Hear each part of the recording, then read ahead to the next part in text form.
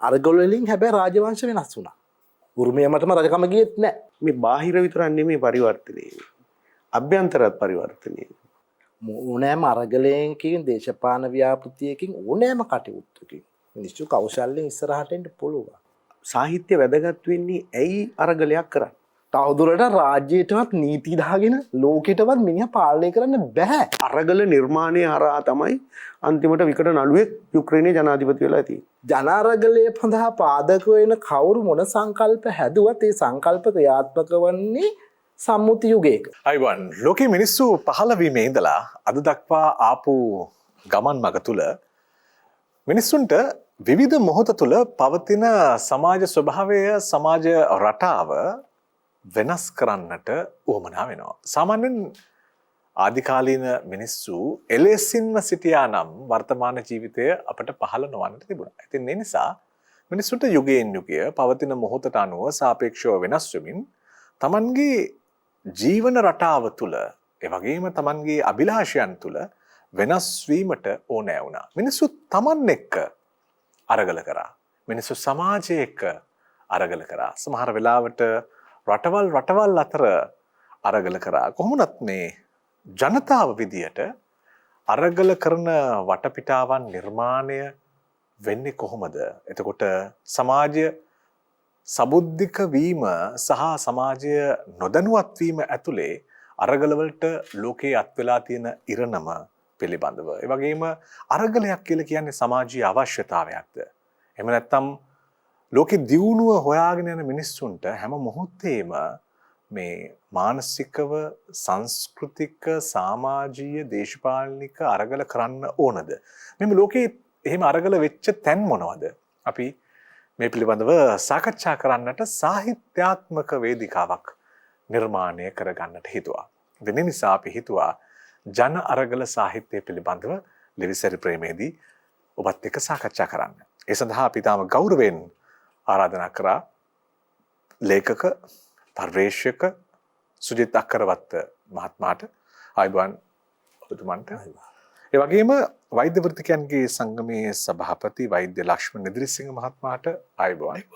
අතරම මේ සුජිත් මහත්මයා මේ පිළිබඳව සොයා යන ගවේෂණය කරන ඒ වගේම භූදේශපාලනික වටපිටාව පිළිබඳව මනා පරිචයක් අවබෝධයක් තියෙන කෙනෙක්. ඒ වගේම වෛද්‍ය ලක්ෂ්මන් නිදිරිසිංහ මහත්මයාත් මේ පිළිබඳව නිරන්තර ගවේෂණයක යෙදෙමින් තොරතුරු හොයමින් සාකච්ඡා කරන සංවාද කරන කෙනෙක්. ඉතින් ඒ නිසා අපි උත්සාහ කරමු මේ මාතෘකාව ටිකක් ඉදිරියට ඇදෙන්න. මම සුජිත් අක්කරවත්ත මහත්මයාගෙන් කැමති සාකච්ඡාවට ප්‍රවේශයක් හදාගන්න. මිනිස්සුන්ට මේ වෙනස් වීමේ වමනාවද අරගලකාරී බව නිර්මාණය කරන්නේ. මිනිස්සුන්ට වෙනස් වීමේ එහෙම නැත්නම් ඉන්නා තැනේ එහෙම නැත්නම් පවතින මොහොතේ තියෙන අර කැමැත්ත නැතිවීමද අරගලකාරී ස්වභාවය. මොකද්ද මේ ජනතාවට අරගල කරන්න පසුබිම නිර්මාණය වෙන සාහිත්‍යික කාරණාව? මෙහෙමයි වජිර මම සාහිත්‍යමය පැත්ත අපේ මාතෘකාවට සහබද්ධම තැනනේ. ඒ කියන්නේ මනුස්ස ජානය සකල භාවයෙන් ස්පර්ශ කරන්න පුළුවන් තැනනේ මේ සාහිත්‍යය. එතන මනුෂ්‍ය ජීවියා බිහි වෙලා තියෙන මුල් පදනම් දෙකක් අතරින් නැතුව දිගටම ඇවිල්ලා තියෙනවා. හිතීමේ නිදහසයි ආහාර ලබා ගැනීම, ප්‍රජාව නඩත්තු කිරීම. මේ දෙකෙන් තමයි බැඳෙන්නේ. මිනිසුන්ට හිතන්න පුළුවන් හින්දා තමයි ආහාර රටාව වෙනස් වෙන්නේ. ඒක අනිත් පැත්තෙන් මෙහෙම බලනකොට ප්‍රජාවකින් එක මෙතෙන්ට බලපාලනේ මේ සියල්ල ඇතුළත් වෙනවා. හැබැයි මිනිස්සු සිතුවිලින් තමයි පරිකල්පනය කරන්නේ ලෝකය. Tamanට ඕනෑයි සිතන ලෝකය. ඒක ආහාර වලින් පමණක් විසඳෙන ප්‍රශ්නයක්වත් නෙවෙයි. ඒ මේ පරිකල්පන ලෝකය ඉහළටම පිපිදෙනකොට සමාජයට එකතැන ඉඳ බෑ.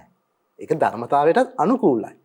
ධර්මතාවයේ හරිම ප්‍රතිනිෂ්පාදනයේ සාහිත්‍යය කියන්නේ.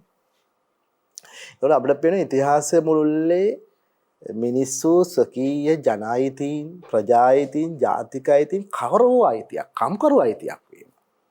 වෘත්තීය ලිංගික අයිතියක් වේවා. මනුෂ්‍ය භාව අයිතියක් හෝ වේවා. මේ භාෂණ නිදහස කියන්නේ ඒකනේ, නිකන් ලැබිච්ච දෙයක් නෙවෙයිනේ. මිනිස්සු නිරන්තර තම හදේ ඇතුළේ වෙච්ච සංවාදයකින් කරන අරගලයක ප්‍රතිඵලයක්. ඒ හින්දා පරිකල්පන ශක්තිය වැඩියෙන්ම උත්පාදනය කරන්නා වූ මානවයාගේ පුළුල්ම දැනුම් පද්ධතිය සංකේත පද්ධතියනේ සාහිත්‍යය කියන්නේ. මොනවා අතහැරුවත් බස අතහැරලා යන්න බෑනේ. එතකොට සාහිත්‍යමය ඇතුලෙන් ඇති කරන අවදිවීම ඇතුලේ මේ ප්‍රවේශය එනවා. ඒක මම දකිනවා ලෝකේ පාලන වූ රාජසම්මත යුගෙත් ඒක තිබිච්ච දෙයක්. එදා පක්ෂ ප්‍රජාතන්ත්‍රවාදී ඡන්ද නොතිබුණාට යම් යම් තැන්වල තිබුණා මුළු ලෝකෙ තිබුණ නැහැ. අරගල වලින් හැබැයි රාජවංශ වෙනස් වුණා. උරුමයමටම රජකම ගියෙත් නැහැ. හැමදාම එක පරම්පරා යන්න ඒව තිබුණේ. ඒතකොට සාහිත්‍යය ඒ විදිහ යම් වැඩ කොටසක් කරනවා. එකම චින්තනයේ තියෙන දෙන්නේ නැහැ. එක ප්‍රවාහයකම තියෙන දෙන්න බෑ. එකම ආර්ථික ව්‍යුහයක් ඇතුළේ හැමදාම පාලනය වෙන්න බෑ. ඒතකොට මොකද වෙන්නේ? මේ ආර්ථිකය ඇතුළේ මිනිස්සු ගොඩක් දුර හිතලා තියෙනවා. තිබිච්ච එක ඇතුළේ. ඒතකොට තිබිච්ච එක ඇතුළේ හිතපු මිනිස්සු හිතනවා මේ හොයාගත් එකට ලෝකයක් ඕන. ඒ ලෝකෙ මුලින්ම දකින්නේ සාහිත්‍ය.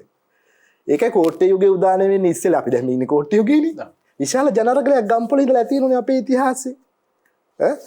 දියවන්නා දියත්‍ර ලංකා රාජ්‍ය කලා සාහිත්‍ය අනුව වෙන තැනකට ගමන් කරද්දී ඊට පෙර යුගයේ සාහිත්‍ය ප්‍රබෝධයක් එනවා. ලේඛකෝ ලියන්න පටන් ගත්තා. වීදාගම මහතෙරුඳුලා මේ ඔක්කොම එන්නේ ඒ ප්‍රවාහය ඇතුලේ. ඊට පස්සේ අපිට වෙන යුගයක් එන. ඒව ඇතුලේ රජ යුගෙත් මේ රජුරු උඩින් ඇවිල්ලා විතරක් නෙවෙයි ප්‍රවාහය ඇතුලේ මේ හැම දෙයකම මුස් වෙලා මේක ගමන් කරනවා. ඉතින් සාහිත්‍යමය පරිකල්පනයන් ඇතුලේ සිතුවිලි පළල් වීම තුළ මිනිස්සු ගමන් කරන තැනක් තියෙනවා. ඒක මිනිස්සුගේ නිස්සක වුමනාව. ඒ නිසුංගලයන් තමයි මානව ශිෂ්ටාචාරය ඊළඟ යුග පරිවර්තන අවශ්‍ය චින්තනමය වගේම භෞතික සිරුර හැඩගස්සන මිනිහගේ අරගල කිරීමේ මානව පරිචය සොකී ශිෂ්ටාචාරය අභිමුව අත්හදා බලන වෙලාවක් මේක. ඉන්ද උසස් සාහිත්‍ය රසන්තාවයකින් ඒක සිදු වෙනවා නම් ඕනෑම වෙනසක් කරන්න පුළුවන්. ඉතිහාසයේ මේ කරපු සීල වෙනස් ඒ ප්‍රතිඵල. හොඳයි. ඇත්තටම මේ මිනිස්සුන්ට මේ ඉතිහාසයේ ඉඳලා වෙනස් වීමේ මොනාවක් තිබිලා තියෙනවා. දැන් අපි ගත්තොත් 16 වෙනි 15 වෙනි සියවස වලින් ඈතට පිටට ගියත් මිනිස්සු හැම මොහොතෙම හෙව්වා ඉන්න තැනින් වෙනස් වෙන්නේ කොහොමද කියලා. මිනිස්සු කඳු උඩ ලපටි පැලෑටි ආහාර විදියට සපයාගෙන ඉන්නකොට කන්දෙන් පල්ලෙහාට බහින්න උවමනා වුණා. කන්දෙන් පල්ලෙහාට බහැපු මිනිස්සයාට එතනින් එහාට ඇවිදින්න ආරක්ෂිත පියවර මෙහෙම පියවර හොයාගෙන ආපු ගමනේ පුනරුද්ධ ව්‍යාපාර වෙන්න පුළුවන් ප්‍රතිසංස්කරණ ව්‍යාපාර වෙන්න පුළුවන්. මේ ඇයි මේ මිනිසාට හැම මොහොතකම චේන්ජ් එකක් සිස්ටම් චේන්ජ් එකක් ඕන වෙන්නේ? මම මේකට ඉස්සෙල්ලාම ජීව විද්‍යාත්මක ප්‍රවේශයකුත් ගන්න. මම හිතන්නේ සුජිත් මහත්තයා සඳහන් කරපු ආකාරයට මම හිතුවා තමයි නිවැරදිව මේක සඳහන් කරා. මේක මේ මනුෂ්‍යයා කියන්නේ සතෙක්නේ. එතකොට මේ සත්තුන්ගේ ප්‍රධානම කාරණාව රැඳිලා පවතින්නේ අපේ මේ සියලුම ප්‍රකාශනයන් එළියට එන්නේ සියල්ලම සටහන් වෙලා තියෙන්නේ අපේ ඥාන පද්ධතිය. මේක ඥානමය කාරණාවක්. අපි ජෙනටික් කෝඩ් එකේ තියෙන කාරණාවක් මේ. ඒක හින්දා තමයි මේ වෙනස්කම වෙන්නේ. දැන් අපි මේ වචනේ අරගලයනේ අද අපි සාකච්ඡාවට බඳුන් කරන්නේ. එතකොට අරගලය සාමාන්‍ය ඉංග්‍රීසියෙන් අපි කතා කරන්න යනකොට පාවිච්චි කරන වචන තියෙනවා මොකක් හරි විශාල පෙරලියක් නෙමෙයි අරගලය කියන්නේ.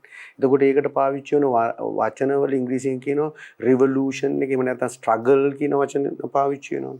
ඒතොර රිවොලූෂන් එක. මේක විශාල පරිවර්තනයක්. ඒතොර මේ පරිවර්තනය මේ බාහිර විතරක් නෙමෙයි පරිවර්තනය.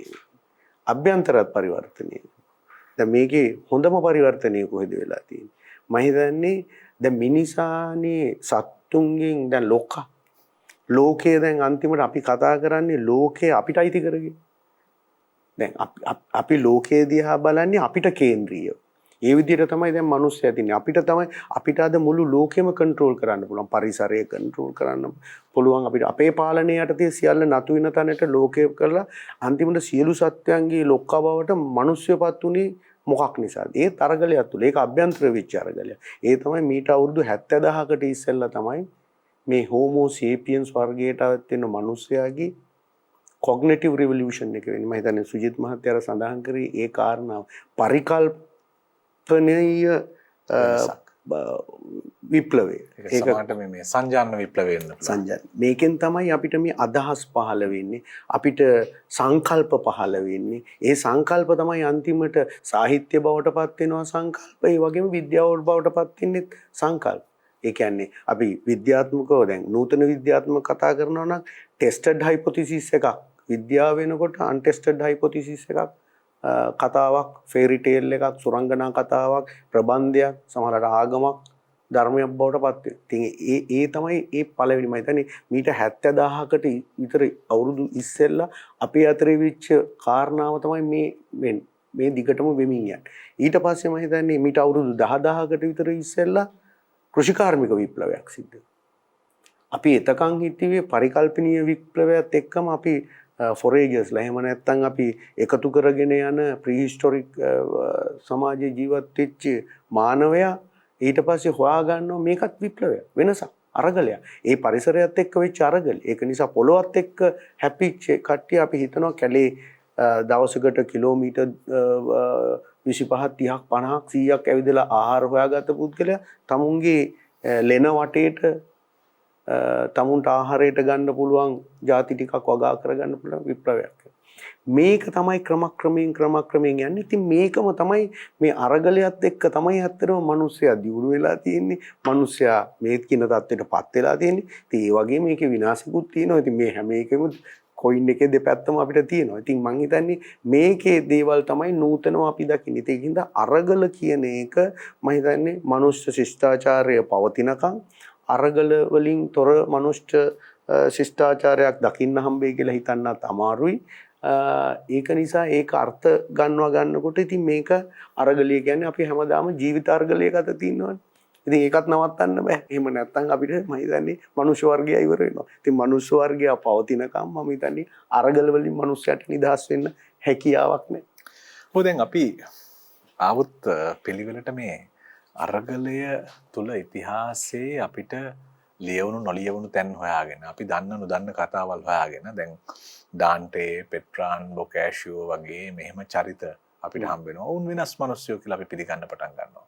ඒ වගේම ත්‍රිත්මාත්මය අපි දැන් මේ ඔය සමහර තැන්වල නිකියා මේ නිකායෝ මකියාවෙල්ලි වගේ ලේඛකයෝ ලියපු තැන්වල දැන් විශේෂයෙන් මකියාවෙල්ලි ලියපු තැනක තියෙනවනේ කුමාරයා කෘතියේ ඔහු ලියනවා බලය ආරක්ෂා කරන්න රජය තුල දේශපාලන ස්ථාවරයක් හදාගන්න තමා හමුවේ සාධාරණ අසාධාරණ ඕනෑම උපක්‍රමයක් ප්‍රයෝජනයට ගත යුතුයි කියලා. මේක වර්තමානයෙන් කියවන්න නැතුව වර්තමානයෙන් කියවුවොත් අපි දේශපාලනික වෙනවා පවතින තත්ත්වයන්ට. හැබැයි අපි අතීතයට ගිහිල්ලා මේක ආයතර සාහිත්‍ය කෝවට දාලා කියවුවොත් මේ හැම තැනම බලය සහ තමන්ගේ ස්ථාවරත්වය කියලා කියන සාධකය ඇතුලේ නේද මේ අරගලය නිර්මාණය වෙන්නේ. ඔව්. මිනිහා සතෙක් මෙතුමා කියු විදිහට. එතකොට ඥාන වශයෙන් අත්නහැරපු සත්ව ලක්ෂණ එනවා. ඕනෑම අරගලයකින් දේශපාලන ව්‍යාපෘතියකින් ඕනෑම කටයුත්තකින් මිනිස්සු කෞශල්‍යයෙන් ඉස්සරහට එන්න පුළුවන්. මිනිසු ලතෙත් තෙතික් හෘදයාංගම ඉසුරුමත් ජන සමාජයක් බවට සමාජයක් පත් කළ හැකි පෘතුල ඥානයක් පිරුණු මිනිසෙක් නේ මේ ඕනෙක අරගලයකින් ප්‍රජාවේ නායකයා වෙන්න ඕන. ඒක තමයි අපි අර ඈත වෙගෙන මනු සම්මත පිළිගත්ත දවසේ ලෝක භූතලයේ පළවෙනි ප්‍රජාපාලනය බිහුණා කියලා අපේ ආසියානු විමසීමක් තියෙනවා. ඒතර යුරෝකේන්ද්‍රීව මැකියාල්ල දක්වා ඇවිල්ලා ඊට පෙර ඉඳලා තිබිලා ගොඩනැගීමකුත් තියෙනවා. මේ දෙකේම හොයන්නේ ඒකයි. මම මේ මාතෘකාවට ගේන්න කැමති හැබැයි මේ දෙවියන් වහන්සේගේ අස්ථානය පිළිගත්තේ නැහැනේ ආසියානු දේශපාලන චින්තාව. බෞද්ධ චින්තාව දියුණු වුණා. ඒතකොට ලංකාවේ වගේ රටවල් ඉන්දියාව වගේ රටවල් ජනදේශපාලන අරගලේ වෙනස් ස්වරූපයක් ගන්නවා. ඔව් බලය කපටිකමට අවශ්‍යයි. හැබැයි ලෙතෙත් මුදු දෙවියන් වහන්සේ පිළිගත්තේ නැති බෞද්ධ සාහිත්‍ය වෙනත් චක්‍රවර්ති සංකල්පයක් හදලා තිබ්බා. මේ භූදේශපාලන ලෝක දෙක අතර මේ කැළඹෙන ලෝක ඇතුලේ අයිතිවාසිකම් සඳහා අරගලයක් තියෙනවා. ඍජුම ප්‍රශ්නෙට આવොත් ඒ අරගලේ මේ පූර්ව පාඩේ සඳහන් කරා වගේ දේශපාලන චින්තකයෝ විවිධ චින්තාවලින් ලේඛනගත කරනවා. ඒක ප්‍රවාහ දෙකක් විදිහට ඇවිල්ලා ලෝකයේ එක තැනක ඇවුණා මොකද්ද? ඔව්. තවදුරටත් කැරලි ගහලා වැඩක් නැහැ. තමන් දකින අන්තයක් තියාගෙන තවදුරටත් වැඩක් නැහැ. මොකද ලෝකේ තැන්කීප් එකේ තිබුණු ප්‍රජාතන්ත්‍රවාදී ක්‍රමය, ඒ කියන්නේ මානවයා ශිෂ්ටගත කිරීම. අර තිරිසනා මකා සාහිත්‍යයෙන් සුපෝෂිත කළා, අර්ථ ක්‍රමයක් ඇති කළා, පාලනය බෙදාහුව කළා, රාජ යුග තියාන, වැඩවසම් යුග තියාන, විවිධ දඩයම් යුග මේ හැමතැනම කළේ ප්‍රජාපාලන වැඩක් බැලුවේ ගොවි විමෙත්.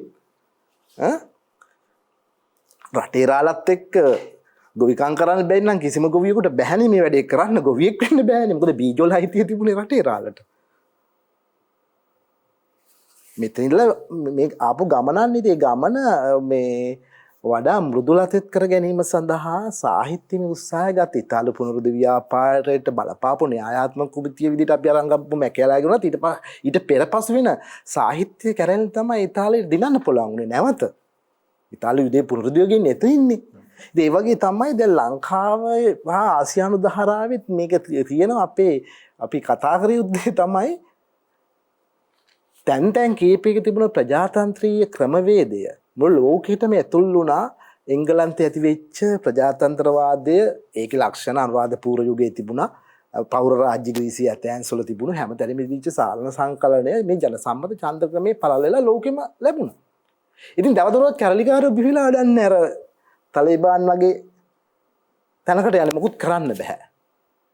ඒ මොකද ලෝකේ ජනසම්මත යුගයේ ආවට පස්සේ වදින ඔබතුමා හිතන අපිට අන්තයක් තියන් ඉන්න බෑ. අරගලයකට අන්තයක් නෑ. අරගලය එම මොහොතේ වුමනාව ඉෂ්ට කරන දෙයක්. මොකද අරගලයකට කරන්න පුළුවන් දේ තමයි සම්මත ජනවරමක් අහෝසි කරන්න පුළුවන්. අද නූතන ආර්ථිකත්වය. නැත්තම් සම්මත රීතියක් වෙනස් කරන්න පුළුවන්. එදා මනු සම්මත ඉස්සරහ ඇවිල්ලා ප්‍රජානායකයෝ කිව්වා අපේ සම්මත සිරිත මේකයි. අපේ සම්මත ආචාර ධර්ම මේකයි. ඒක පිළිගත්ත කෙනාට වඩාම ප්‍රජාතන්ත්‍රවාදී බහුවරණයක් එදත් තිබුණා. ඉතින් මං කියන්නේ මේ අරගලවල ඉතිහාසයේ පාර්ශව දෙකකින් වෙන ගුඩයකින් අපේ සමාජය ඇතුළු වුණා යුරෝපීයකරණය වීමත් එක්ක. අපි වෙන කියවීමක් ඒ ඇතුළේ ඉගෙන ගත්තා. ඉතින් මං කියන්නේ ලෝකේ තවදුරටත් අන්ත්‍යයක් ජයගත හැකි තැනක් නැත. මොකද බහු ප්‍රජාතන්ත්‍රවාදය නියෝජිත ප්‍රජාතන්ත්‍රවාදයෙන් නිදහස් කරගෙන නියෝජිත ප්‍රජාතන්ත්‍රවාදය ඇතුළේ ක්‍රියාත්මක කරන ලෝකෙක නේ අපි ඉන්නේ. ඊළඟ සයිබර් ලෝකෙ විසින් සියලු දෙනාට තමන්ගේ සොයී නිදහස ස්ථාපිත කරා. තවදුරට රාජ්‍යයටවත් නීති දාගෙන ලෝකෙටවත් මිනිහා පාලනය කරන්න බෑ. මිනිස්සුන්ගේ සිතුවිලි නිදහස් කරා මේ ලෝකේ සාහිත්‍යය. භාෂාව පවත්වාගෙන ආවා. ඩිජිටල් යුගය වෙනකම් සිතුවිලි උත්පාදනය නතර කරේ නෑ. මොකද විද්‍යාව ලියන්නත් ඕන වගේ භාෂාවේ. දේශපාලනය මැකියාවල ලියන්නත් ඕන අකුරු වලින් සාහිත්‍ය දරයේ නිෂ්පාදන භාණ්ඩේ. වෛද්‍යවරයෙක් බිහි වෙන්නත්, නීතිඥයෙක් බිහි වෙන්නත්, දේශපාලඥයෙක් බිහි වෙන්න, කවර ශිල්පියෙක්ව බිහි වෙන භාෂාව අවශ්‍යයි. හැබැයි භාෂාව නිෂ්පාදනය කරේ පොදු මානවයා නෙවෙයි. සාහිත්‍ය මානවයා. වෘත්තීය මානවකයා. වෛද්‍යවරු වෛද්‍ය භාෂාවක් බිහි කරනවා. ඉංජිනේරු ඉංජිනේරු භාෂාවක් බිහි වෙනවා. ඉංජිනේරු ලේඛක වෙලා සාහිත්‍ය බිහි කරනවා. නවකතා බිහි කරනවා. සින්දු ලියනවා. හැම ශිල්පියෙක්ම උඩ ගිහිල්ලා අවසානයේ තරණය කරන්න බලන්නේ සාහිත්‍යය. ඒ නිසා අවසානයේ දේශපාලකයන්ට තේරෙනවා සාහිත්‍ය පුනරුද්ධිය ඇතුලේ තමයි මේ වෙනස වෙන්නේ කියලා. ඉතින් මේක ගලාගෙන යනවා මේ විදිහට. ඔව් ඇත්තම හරි ලස්සන තැනක් එතන මේ වෘත්තීය ජීවිතය සාක්ෂාත් කරගන්න කෙනා ඊට පස්සේ තමන්ගේ අත්දැකීම් ලියා තබන්නට උත්සාහ කරනවා. ඒතර භාෂාව උදව් කරගන්නවා. ඒතර භාෂාව හරහා සාහිත්‍යයක් නිර්මාණය වෙනවා. හැම අරගලයක් පිටිපස්සෙම අවසානයේ සාහිත්‍ය පරිසරයක් නිර්මාණය කරනවා. දැන් අපි ඒ අදහසට දැන් අපි පුනරුද්ධ ව්‍යාපාරය ගත්තොත් පුනරුද්ධ ව්‍යාපාරය කොහොමද මේ සාහිත්‍යයක් නිර්මාණය කළේ? අරගල සාහිත්‍යයක් නිර්මාණය කළේ. ඒ පිළිබඳව කතා කරන්න පරිසරය හදාගන්න කලින් මට අවසර දෙන්න ඔබ දෙදෙනා විරාමයකට ගිහින් එන්න. විරාමයකට ගිහින් ඇවිත් අපි කතා කරමු ආයෙත් අරගල සාහිත්‍ය පිළිබඳව. අද අපි ලිවිස්තර ප්‍රේමයේදී සාකච්ඡා කරමින් ඉන්නේ අරගල සාහිත්‍ය පිළිබඳව. අරගලය කොහොමද සාහිත්‍යයක් වෙන්නේ? මේ පටු අර්ථයෙන් වර්තමාන අර්ථයෙන් ගන්න නැතුව ලෝකේ පුරාම පැවැත්වුණු අරගලකාරී ස්වභාවයන් සියවස් ගණනාවකට ඈත සිට දාර්ශනික අරගල තිබුණා. ඒ වගේම දේශපාලනික අරගල තිබුණා. මේ ආදී වූ විවිධ අරගලකාරී පසුබිම තුල සටහන් වුණු තොරතුරු අපි හොයා බලනවා අරගල සාහිත්‍යයේදී අද ඒ සඳහා අපිත් එක්ක වෛද්‍ය ලක්ෂ්මන් ඉදිරිසිංහ මහත්මයා සහ සුජිත් අකරවත්ත මහත්මයා එකතු වෙලා මේ කතා බහ කරනකොට මේ පුනරුද්දයත් එක්ක අපි රැඳුණා. විශේෂයෙන් මිකේෝ මැකියාවෙල්ලි වගේ නම් එක්ක රැඳුණයින් පස්සේ මේ බලය කියන සාධකයේ ඉස්මතු වීම ඒ කියන්නේ ඒ කාලේ 16 වෙනි සියවසේ ඉඳලා බලය වෙනුවෙන් මෙච්චර දේවල් කරාද කියලා හිතනවා නම් හැබැයි ඒකත් එක්කම මේ පුනරුද්ද ව්‍යාපාරය බිහි කරනවා නිර්මාණකරුවෝ. චිත්‍ර ශිල්පියෝ බිහි කරනවා, ලේඛකයෝ බිහි කරනවා, චින්තකයෝ බිහි කරනවා, නව භාෂා ව්‍යාපාර ඇති කරනවා. මම කැමති ඒ සාහිත්‍ය කොටසට ඔබතුමත් එක්ක ගමන් කරන්න. ඔව් මෙතන මේ මම කලින් සඳහන් කරා වගේම දැන් මේ සාහිත්‍ය වැදගත් වෙන්නේ ඇයි අරගලයක් කරන්නේ? සාහිත්‍ය වැදගත් වෙන්නේ දැන් මේ මිනිස්සයා ලෝකය පාලනය කරන්නේ මම කිව්වේ මේ අපේ කොග්නිටිව් රිවොලුෂන් එක. එහෙම නැත්නම් මේ පරිකල්පනීය මේ විප්ලවය ඇඟ ඇතුලේ වෙන එකෙන් වෙන්නේ මේ හරහා තමයි අපිට ලක්ෂ සංඛ්‍යාත පිරිසක් අපි අඳුරන්නේ නැති දන්නේ නැති මිනිස්සු සමූහයක් ඒකරාශී කරගන්න ඕන වෙනසක් කරන්න. වෙන ක්‍රමයක් නැහැ වෙනසක් කරන්න. ඒකින්ද තමයි අපි ලෝකේ පාලනය කරන්නේ. ඒකින්ද තමයි අනිකුත් සත්තුන්ට ලෝකේ පාලනය කරන්න බැරි. එහෙනම් අපි කතන්දර කියන්නේ. අපි ස්ටෝරිස් කියන්නේ. ඒ ස්ටෝරිස් කිව්වොත් තමයි මේ ස්ටෝරිස් එක්ක එහෙම නැත්නම් කතන්දරත් එක්ක තමයි කට්ටිය එක්ක ආවේ. එහෙනම් අපි කතාවක් නිර්මාණය කරගන්න. කතාව කියන්නේ සාහිත්‍යයක්. ඒක මේක කමියුනිකේට් කරන්න. මේක සංනිවේදනය කරගන්න. ඉතින් මේ ඔක්කොම විප්ලව තුල කතාවක් තියෙනවා. ඒ කතාව හොඳටම සංනිවේදනය කරන්න පුළුවන් වුණොත් විතරයි විශාල පිරිසක් එක තැනකට ගේන්න පුළුවන්. ඒ ගෙනාවොත් විතරයි ඒ පිරිස කිසියම් අරමුණකට ගෙනියන්න පුළුවන්. ඉතින් ඒක නිසා තමයි මේ ඥානමය කාන මේක සත්තුන්ට කරන්න බෑ. සත්තුන්ට 100 දෙනෙක් එක තැනකට ගෙනල්ලා විනාඩි 10ක් තියාගෙන ඉන්නවරු. අපිට පුළුවන් අපි අඳුරන්නේ නැති දන්නේ නැති ලක්ෂ කෝටි ගාණක් කට්ටිය එක මතයකට ගෙනල්ලා සමහරලාට එක භූමියක නෙමෙයි අපිට බේන්නේ නැති රටවල් ගානක වුණත් මිනිස්සුන් එක මොහොතක තියාගන්න පුළුවන්. ඒකින්ද තමයි අපිට ක්‍රීඩාවක් කරන්න පුළුවන්.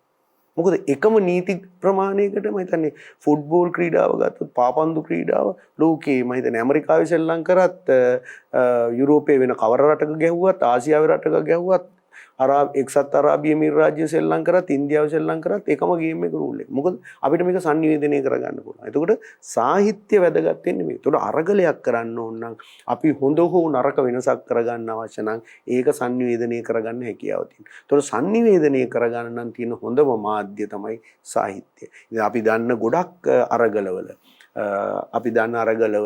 දැන් මම හිතන්නේ අපි චිලි රටේ තිබිච්ච නෝ කැම්පේන් එක වෙලාවේදී ඒගොල්ලෝ පාවිච්චි කරා ඒගොල්ලෝ කලර්ස් පාට පව රේන්බෝ කලර්ස්. ඒගොල්ලෝ මිනිස්සුන්ට තමුන්ගේ සංනිවේදනයේ දකින්න හැම එකෙම ඇහැට පේන. ඊට පස්සේ ඒගොල්ලෝ සංගීතය පාවිච්චි කරා.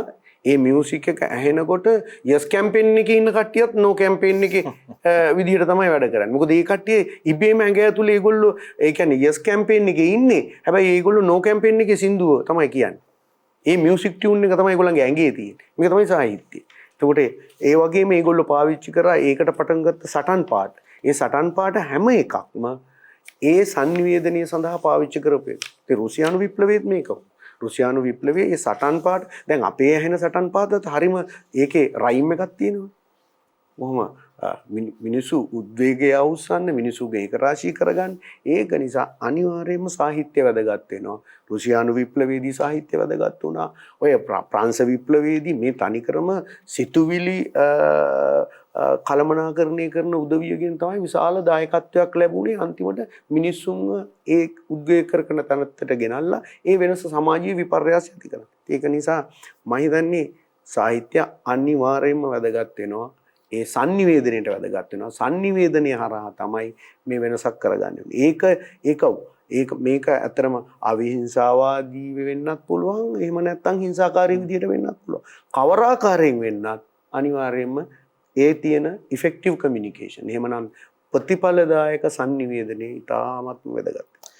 දැන් ඔබතුමා මතු කරපු මේ නෝ කැම්පේන් එක 1988 චිලි රටේ ඒ රට බහුතරයක් එවලේ ඒකාධිපති පාලකයෙක් කියලා විශ්වාස කරපු ජෙනරල් පිනෝෂි නේද? පිනෝෂි විනාශී බලයෙන් පහ කරන්න තමයි නෝ කැම්පේන් එක පාවිච්චි කරන්නේ. එතකොට උතුම් හරි ලස්සනට කිව්වා මේ නෝ කැම්පේන් එකේ සමහර දේවල් වලට යස් කියන කට්ටියත් ආවා කියලා. එතකොට එතන සාහිත්‍ය, එතන sannivedanaya ප්‍රබල වෙච්ච විදිය දැන් පුනරුද සමයට අපි ගමන් කරයින් පස්සේ පුනරුද සමයෙන් පස්සේ ඩාවින්චිලා බිහි වෙනවා, මයිකල් ආන්ජලෝලා බිහි වෙනවා, එතකොට රෆායල් වගේ චරිත බිහි වෙනවා. දැන් මේ විවිධ කලා සම්ප්‍රදායන් බිහි වෙනවා පුනරුද සමයත් එක්ක. දැන් ලෝකේ මානවවාදී ව්‍යාපාරය ආරම්භ වෙනවා. සුජිත් අක්කරවත්ත මහත්මයා කිව්වා මේ අධ්‍යාත්මික අරගලය, දැන් දෙවියන් පිළිබඳව තියෙන විශ්වාසය, විශේෂයෙන් ආසියාතික රටවල් වල දැන් අපි ඉන්නේ බෞද්ධ සම්ප්‍රදායත් එක්ක ගොඩනැගිච්ච මේ අධ්‍යාත්මික අරගලේ සුපුෂ්පිත දේවල් ජීවමානව තවමත් කතා කරන්න පුළුවන් වටපිටාවක. එතකොට මේ කාරණාවම අපි හැබැයි මාටින් ලූතර් කිං කරපු අරගලය ගැන ලෝකේ හැමතැනම කතා කරනවා, විශේෂයෙන් කතා කරනවා. එතකොට අර පල්ලියේ පුණ්‍යඵල පත්‍රිකාවට විරුද්ධ වෙලා කරපු අරගලය ගැන කතා කරනවා. එතන මෙන්න මේ කතා දෙකම මේ අධ්‍යාත්මික අරගලයේ ස්වභාවය සාහිත්‍යයක් වුණු තැන් මේ කාරණා දෙක මතු කරගෙන අපි අදහසක් හොයාගන්න උත්සාහ කරමු. ඔව් මේ ගෝලයේ අර්ධයකින් අධ්‍යයනය කරලා අරගල කරොත් අපි පරාජය වෙනවා. දැන් මම ඔබට හොඳ උදාහරණයක් කියන්න. අරගල සාහිත්‍ය අත් වශයෙන්ම මේ එක විදිහට අපිට වෙලා තියෙන දෙයක් තමයි මේ අරගල සාහිත්‍යයේ කවර යුගයේදී පිටමන් සාහිත්‍යයක් තියෙනවා. අරගල මුදුන්තලයේ වීරයනේ අවසානෙමත් වෙන්නේ. පතුලේ වීරයා යට යනවනේ. හැබැයි සයිබර් එක නිසා දැන් යුගයේ සිද්ධ වුණා පතුලේ වීරයෙකුත් එක මොහොතකට හරි මතුවෙනවා. ටිග්‍රීසියාවේ පළතුරු වෙලෙන්දා සොකිය ජීවිතය ගිනි පූජාවකට පූජා කරාම මොකද ඇඩෝරියස්නේ මට මතක විදියට ටිග්‍රීසියාවේ අරගලේ පටන් ගන්නේ මේ වීදි පළතුරු වෙලෙන්දෙක්නේ නේ. එතකොට ඒක එම මොහොතේ මිනිස් සමාජයේම කැළඹෙන සිදුවීම. ඕක මීට අවුරුදු 10000කට ඉස්සෙල්ලා වනාන්තරයක දඩයක්කාරයෙකුත් කරන්නේ නැති. ඒක අවුරුදු 10ක් ගිහිල්ලා හරි ලංකාවට එනවා. ඒ යුගයේ. මානව සංවේදනය ඒ යුගයට සාපේක්ෂව යුගයේ. ඒක නොදිනුයි කියලා අපි මේ වර්ග කරගන්න යන්න එපා. මේ මානව සමාජයේ මෙච්චර දසලක්ෂ ගාණක් මෙහෙම පරිණත වෙලා එන්නේ මෙතන ඉන්නේ. ඊළඟට වෙන ක්‍රමයක් මේ ගෝලේ තියෙද්දි අර ගෝලේ තියෙන ක්‍රමයක් එක්ක තරගෙට ඉන්න පුළුවන් වෙලා තියෙනවා. වගේ දැන් මේක වෙන්නේ ආගමික ශාස්ත්‍රවරු බිහිවීමෙත් එක්ක, දාර්ශනිකව බිහිවීමකුත් එක්ක, ආගමිකින් ඔබ්බේ ගියපු දහමක් නිර්මාණය කරපු බුදුන් වහන්සේගේ දහමත් ඒවත් එක්ක මිනිසුන්ගේ සාහිත්‍ය වෙනස් මානයකට පරිවර්තනය වෙනවා. සොක්‍රටිස් ඇරිස්ටෝටල් පරිවර්තනය කරන මානය වගේම ජේසුස් වහන්සේ අල්ලා දෙවියන් මේ හැම සාහිත්‍ය ආගමික මේ හැම දෙයකින්ම මිනිසුන්ගේ චින්තනයේ ප්‍රවාහය ගලා යාම තමයි වෙන්නේ. එතකොට අපිට දැන් තියෙන දෙකක් තියෙන මේ සාහිත්‍ය කාතිකාවේදී ලියුසෙරි ප්‍රේම කළා මතු කර ගන්න ඕන ආරම්භක බොහෝ චරිත සියවස් ගානාවක් තිස්සේ ඇවිල්ලා නැහැ. මොකද ජන සාහිත්‍යකරුවා අරගලය කළා සමහරු ලියා ගන්න යන්නේ නැහැ. සමහරව අරගලයේ අදහස් වලට යම් බල ලැබුණාම ඒක යම් සාහිත්‍යයක් යටපත් වෙනවා. ඒ වගේ රසාලිප්ත චරිත ගොඩක් මේකේ තියෙනවා. අද ටීවී චැනල් එකක් තියෙනකන් කෙනෙකුට අරගල කරන්න පුළුවන් නේ. 1820 මේ රටේ නිදහස් අරගලයේ අවුලන මිනිස්සුන්ට තිබුණේ පත්තරයක් ඕන අරගල කරන්න. වජිරේකට හැදුනා අමුතු අහඹු මිනිස්සු කීප දෙනෙක්. ඒ කියන්නේ 1818 කැරල්ල පරාජය වෙලා තිබුණේ ඇයි? කැරලි ගහලා රාජ්‍ය බලය වෙනස් කරන්න බැරි සුද්ධ ඇවිල්ලා තිබුණේ. ඔහුන් ජන සම්මතය එහාට ඇප්ලයි කරලා අත්හදා බලමින් මෙහාට ඇවිල්ලා හිටියේ. එතකොට අපේ ජන සාහිත්‍ය හා අරගල සාහිත්‍යයට එදා යම් අඩුපාඩුවක් වෙලා තියෙන බව ඒ තීරුව අපිට පේනවා දැන්. එහෙම බලන්න පුරුදු වෙන්න ඕන. මොකද සිංහල කිරුළ නැවත නගන්න 818 කැරල්ල ඇති වෙන එක විර ව්‍යායාමයක්. හැබැයි අරමුණු සඵල කරගන්න බැරි වෙන එක සාහිත්‍ය දුබලකමක්ද? තියෙනවා. ඉතින් මේකේ වේලාසෙන් කියපු කෙනෙක් හිටියා. මුන් කොටු විරාලේ ඉතා පැහැදිලිව ලන්දේසි ඇවිල්ලා තියෙන වෙලාවෙම යාගේ කවි පොතක් ලියලා මුන් කොටු විරාලේ ඉතාම මනවින් මේ කාරණේ සියවසකට ඉස්සෙල්ලා දැකලා කියලා තිබුණා. ලාංකිකයේ ජනාරගලේ ආයුත්තේ කොයි දිශාවටද කියලා. ඇයි යුරෝපීය සමාජය ප්‍රජාතන්ත්‍රවාදී බහුවිධයට අත්හදා බලමින් තමයි අධිරාජ්‍යවාදයට ඇවිල්ලා තියෙන්නේ. එතකොට තවදුරටත් සන්නද්ධ රගලකින් ඔහුන් පරාජය කිරීමේ අරගලය නොකළ යුතුයි. ඒක සබුද්ධික නෑ. ලෝක ධාතුවේ මේ මොහොතට අදාළ එකක් නෙමෙයි. කියන සාකච්ඡා වෙලා තියෙනවා අපි ඇතුළේ. ඒක ඉතාලි පුරදේශවල සෝවියට් විප්ලවය ගත්තත් නේ මාව සේතුන්ගේ ව්‍යාපාරය ගත්තාත් මෑත කාලීන මේ අරාබි වසන්තයත් එක්ක උණයි කියන අරගලේ ඉඳලා මෑත ලාංකික උදාහරණයක් ගක්කත් කාලදේශමාන පුරා ඇතිවෙන හබායම් ඇතුලේ මේ මොහොතයි වැදගත් වෙන්නේ වචිර. භාවයේ වැදගත්ම මොහොත තමයි මිනිසයා පූර්ණ නිදහසට ලිහිනව ප්‍රජාව එක මොහොතක. විශේෂයෙන්ම සයිබර් අවකාශය හා පුද්ගල නිදහස පිළිබඳ දේ රාජ්‍ය නොදුන්නත් මිනිස්සු ලබාගෙන ඉවරයි. මම මේ වැඩසටහනෙත් කියන්නේ කවුරු හරි සිතුම් පැතුම් වාරණය කරන්න හදනවනම් කළ නොහැකි. ඒකද තවදුරටත් කරන්න බෑනේ. එතකොට මේක අද වේලාසනික පිළිවෙල විතරයි වෙලා තියෙන්නේ. ඒතර සාහිත්‍ය කියන්නේ ඒක ඒ වෙලාවේ ටෙක්නොලොජියෙන් තමයි අපි භාෂාව ගෙනිච්චේ. ටයිප්‍රයිටරෙන් මේක ඒ විදිහටම වුණා. සාගර පලන්සූරිය මේ වැඩේ කරන්න සිහිනමානේ ටයිප්‍රයිටරයක් එක්ක. ඒකේ අපිට අභියෝගේ ටයිප්‍රයිටර් එක සිංහල භාෂාව දාන්න හැටි. මුද්‍රණ යන්ත්‍රය ඒකවල මේ වගේ අපූර්ව චරිතන. ඒගොල්ලන්ගේ සාහිත්‍ය අපේ රටේ මතුවෙලා නැහැ. දැන් බද්දගම ගිරංචිය තමයි සීපදයක් කිය දඩවැල්ලේ ගාල්ලේ වැල්ලේ ඉඳලා 1800 මුල් දශකයේ ආරම්භ කරන මේ සින්දු ගායනා කොළඹ දක්වා එනවා. එයා රබානක් පාවිච්චි කරා. සමහර තැන්වල එයා අත්තඩංගුවට ගත්තා. ඔය සද්ද දාන්න බෑ නගරවල සුද්දන්ගේ ඒ කියන්නේ සිංහලයන්ට ගහපු යෝජනාවක් නේ ඒගොල්ලන්ගේ ඔය රෝම ලන්දේසි නීතිය තියෙනනේ සම මේදී මෙයා අත්තඩංගුවටපත් වෙනවා. මිනිස්සු හිතන එක මහා කෙරලියක් වෙයි කියලා. ඒක අවසානයේ බුලත්ගම ධම්මාලංකාර හඳුරේ ප්‍රශ්නේ අරගෙන යනවා බුරුමයට. තායිලන්තේ රජුරුව ළඟට. ලංකාවේ පළවෙනි මුද්‍රණ යන්ත්‍රය ඉන්නේ එහෙමයි. පත්තරේ ලක්මිනි පහන මේ පහු කාලේ එන්නේ ඔක්කොම ලංකා ලෝකේ එන්නේ දලවැල්ල වැල්ලට. කාටත් තුරා සුද්ධ ලන්දේසි පහණී කරන සමයක අපි මේක ගේනවා. තායිලන්ත බෞද්ධ රාජ්‍ය.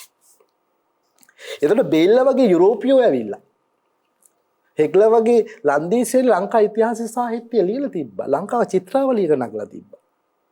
චාරෝපකරණය කරලා තිබුණා. අපි පාලනය කරන්න ආවේ මේ ශිෂ්ට ප්‍රජාතන්ත්‍රවාදී අත්හදා බලපු බ්‍රිතාන්‍යෝනි සහ රාජකීයත් හදා බලපු දේශපාලන සාහිත්‍ය වංශය. ෂේක්ස්පියර් ලොසවා තබු දේශපාලන උදානය තමයි ලංකාවට එන්නේ. ඇත්ත වශයෙන්ම අපි ඒක අධ්‍යයනය කරේ නැහැ.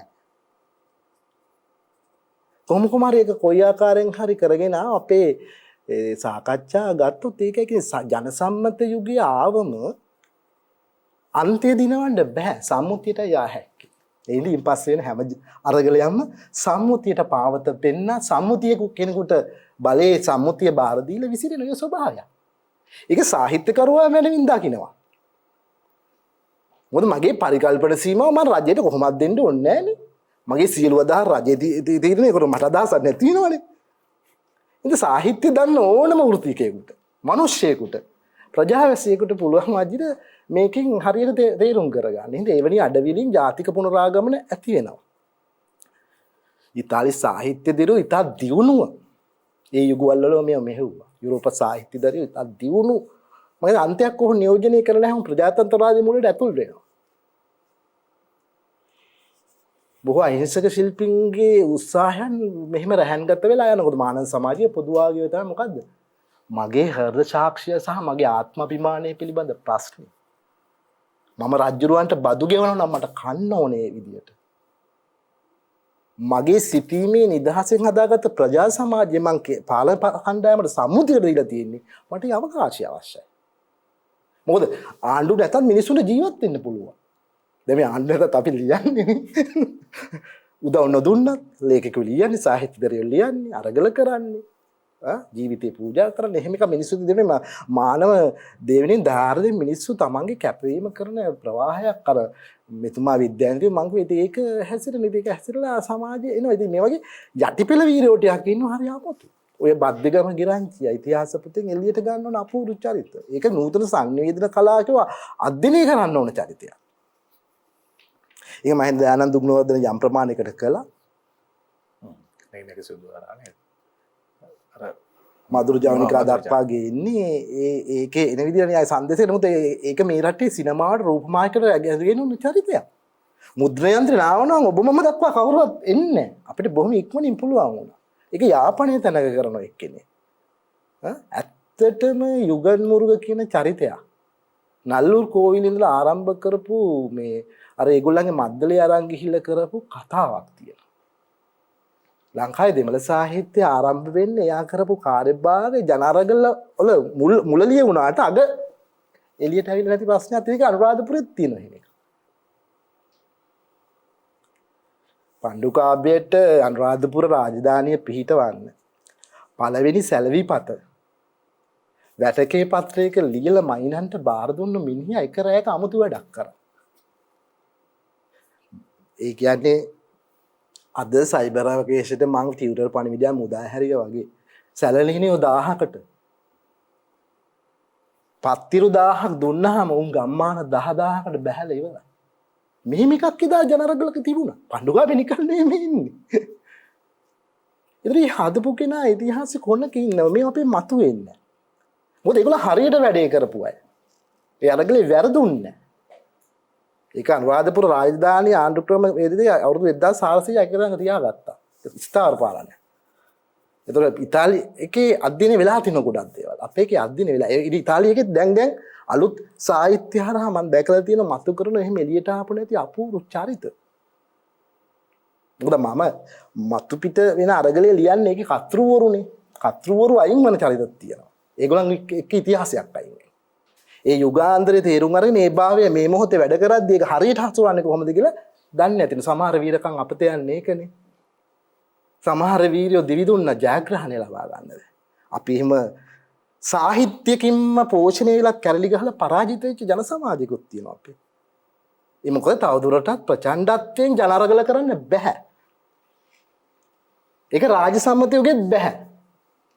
දැන් අපි මේ අරගල කාර්ය ස්වභාවයන් කොහොමද දැන් ගවේෂණය නැත්නම් හොයාගෙන යාම දැන් සුජිත් මහත්මයා කියනවා මේ තැන්වල වෙච්ච දේවල් එක්ක අපිට දැන් අපිට මුද්‍රණ ශිල්පය හම්බ වෙන්නේ අපි නොහිතපු විදියකට සරල අරගලයක් සංකීර්ණත්වය කරා අරගෙන ගිහිල්ලා ඒ ඔස්සේ සමහරවිට දැන් නෝ ව්‍යාපාරය වෙන්නට පුළුවන් එහෙම නැත්නම් කහකුඩ ව්‍යාපාරය වෙන්න පුළුවන් එතකොට පීපල්ස් පවර් ව්‍යාපාරය වෙන්න පුළුවන් මේ හැම එකක්ම සමහර වෙලාවට බොහොම සරල තැන් වලින් පටන් ගත්ත ඒවා වෙන්න පුළුවන් දැන් දේශ ගවේෂණය කියන කොටසට අපි ගියොත් එහෙම තව ටිකක් ඈතට ගිහිල්ලා දැන් භූමි කොට්ටාශයක බලය තහවුරු කරගෙන භූමියක පදිංචි වෙලා හිටපු මිනිස්සු තව ඈත දේශයන් හොයාගෙන ගමන් කරපු දැන් පෘතුගීසි නාවිකයෝ මාලිමා යන්ත්‍රය එක්ක එකතු වෙලා මේ පටන් ගත්ත ගමන අවසාන ලෝකෙ කෙලවර වෙලා තියෙන්නේ කොහේද? එතකොට මේ එහෙම ගත්තෙන් පස්සේ මේ දේශ ගවේෂණය කියලා කියන්නේ තරගලකාරී ස්වභාවයක් නේද? අනිවාර්යයෙන්. මේ මම හිතන්නේ අපේ සාකච්ඡාව යන පුළුල් පරාසය තුල මේක මම හිතන්නේ අපි මේ කලින් තිබිච්ච කාරණා තුල මේක නිර්වචනය වෙමින්ම ස්ථාපිත වෙමින් ඉදිරියට යනවා. අනිවාර්යයෙන්ම මේක මනුෂ්‍ය වර්ගයාගේ ප්‍රගමනයේ තියෙන එක සම්දිස්ථාන. මේ ඔක්කොම එකම අකණ්ඩ අනවරත අරගලයක්. ඒ අරගලේ එක ස්වරූප වලට තියෙනවා. මම ඒකයි අර මුලින්ම සඳහන් කරේ අපිට පරිකල්පනීය විප්ලවය සිද්ධ වෙනවා. කෘෂිකාර්මික විප්ලවය අවුරුදු 10000කට ඉස්සෙල්ලා සිද්ධ වෙනවා. එතකොට මේ වගේ වෙනස්කම් සිද්ධ වීගෙන එනකොට තමයි මම හිතන්නේ මිනිස්සයා ඊට පස්සේ ගින්දර හොයාගන්නවා.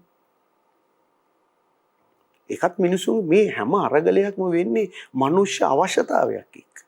මිනිස්සුන්ට මොකක් හරි අවශ්‍යතාවයක් ගොඩනගනවා මේ වෙනස කරගන්න. ඒ අවශ්‍යතාවයට මිනිහා උත්තර හොයන්නේ. සමහරවිට තවදුරටත් ඔය කතාව පැහැදිලි කරන්න. අවශ්‍යතාවයක් මතු කරගන්නවා පිළිතුරක් හොයාගන්න. ඒ කියන්නේ සිද්ධියක් ඔස්සේ පිළිතුරක් හොයාගෙන යාම. දැන් මේක අපි විද්‍යාත්මකව ඔබතුමා පැහැදිලි කරන නිසා මම හිතන්නේ ඔබතුමා ඇත්තටම වෛද්‍ය විද්‍යාව පැත්තෙන් මේ කාරණා හොයන නිසා හරි ලස්සන තැනක් මතු කරනවා.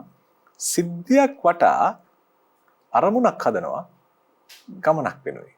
දැන් එතකොට අපි ගත්තොත් ඔය හැම තැනම සිද්ධ වෙලා තියෙන්නේ යම්කිසි අරමුණක් වෙනුවෙන් යම් සිද්ධියක් නිර්මාණය. විශේෂයෙන්ම අභියෝගයක්. අපිට මොන හරි අභියෝගයක් එනවා. ඒ අභියෝගයේ මිනිස්සුන්ගේ ජීවත් වීම සඳහා අභියෝගයක් වෙන්න පුළුවන්. පරිසරයත් එක්ක අභියෝගයක් වෙන්න පුළුවන්. අපේ අවශ්‍යතාවයේ අභියෝගයක් වෙන්න පුළුවන්. ඒකට උත්තරයක් හොයන්න. ඒකට උත්තරයක් හොයාගන්න ක්‍රමයක් හදාගන්න. එතකොට ඒ ක්‍රමයේ ගැලපෙන්න මිනිස්සු ඒ ක්‍රමයේ වෙනස් කරන්න කල්පනා කරනවා. එතකොට ඒ ක්‍රමයේ වෙනස් කරන්න පුද්ගලයෙක්ට තනියෙන් කරන්න බෑ. කට්ටිය සාමූහික රැස් වෙන්න ඕනේ.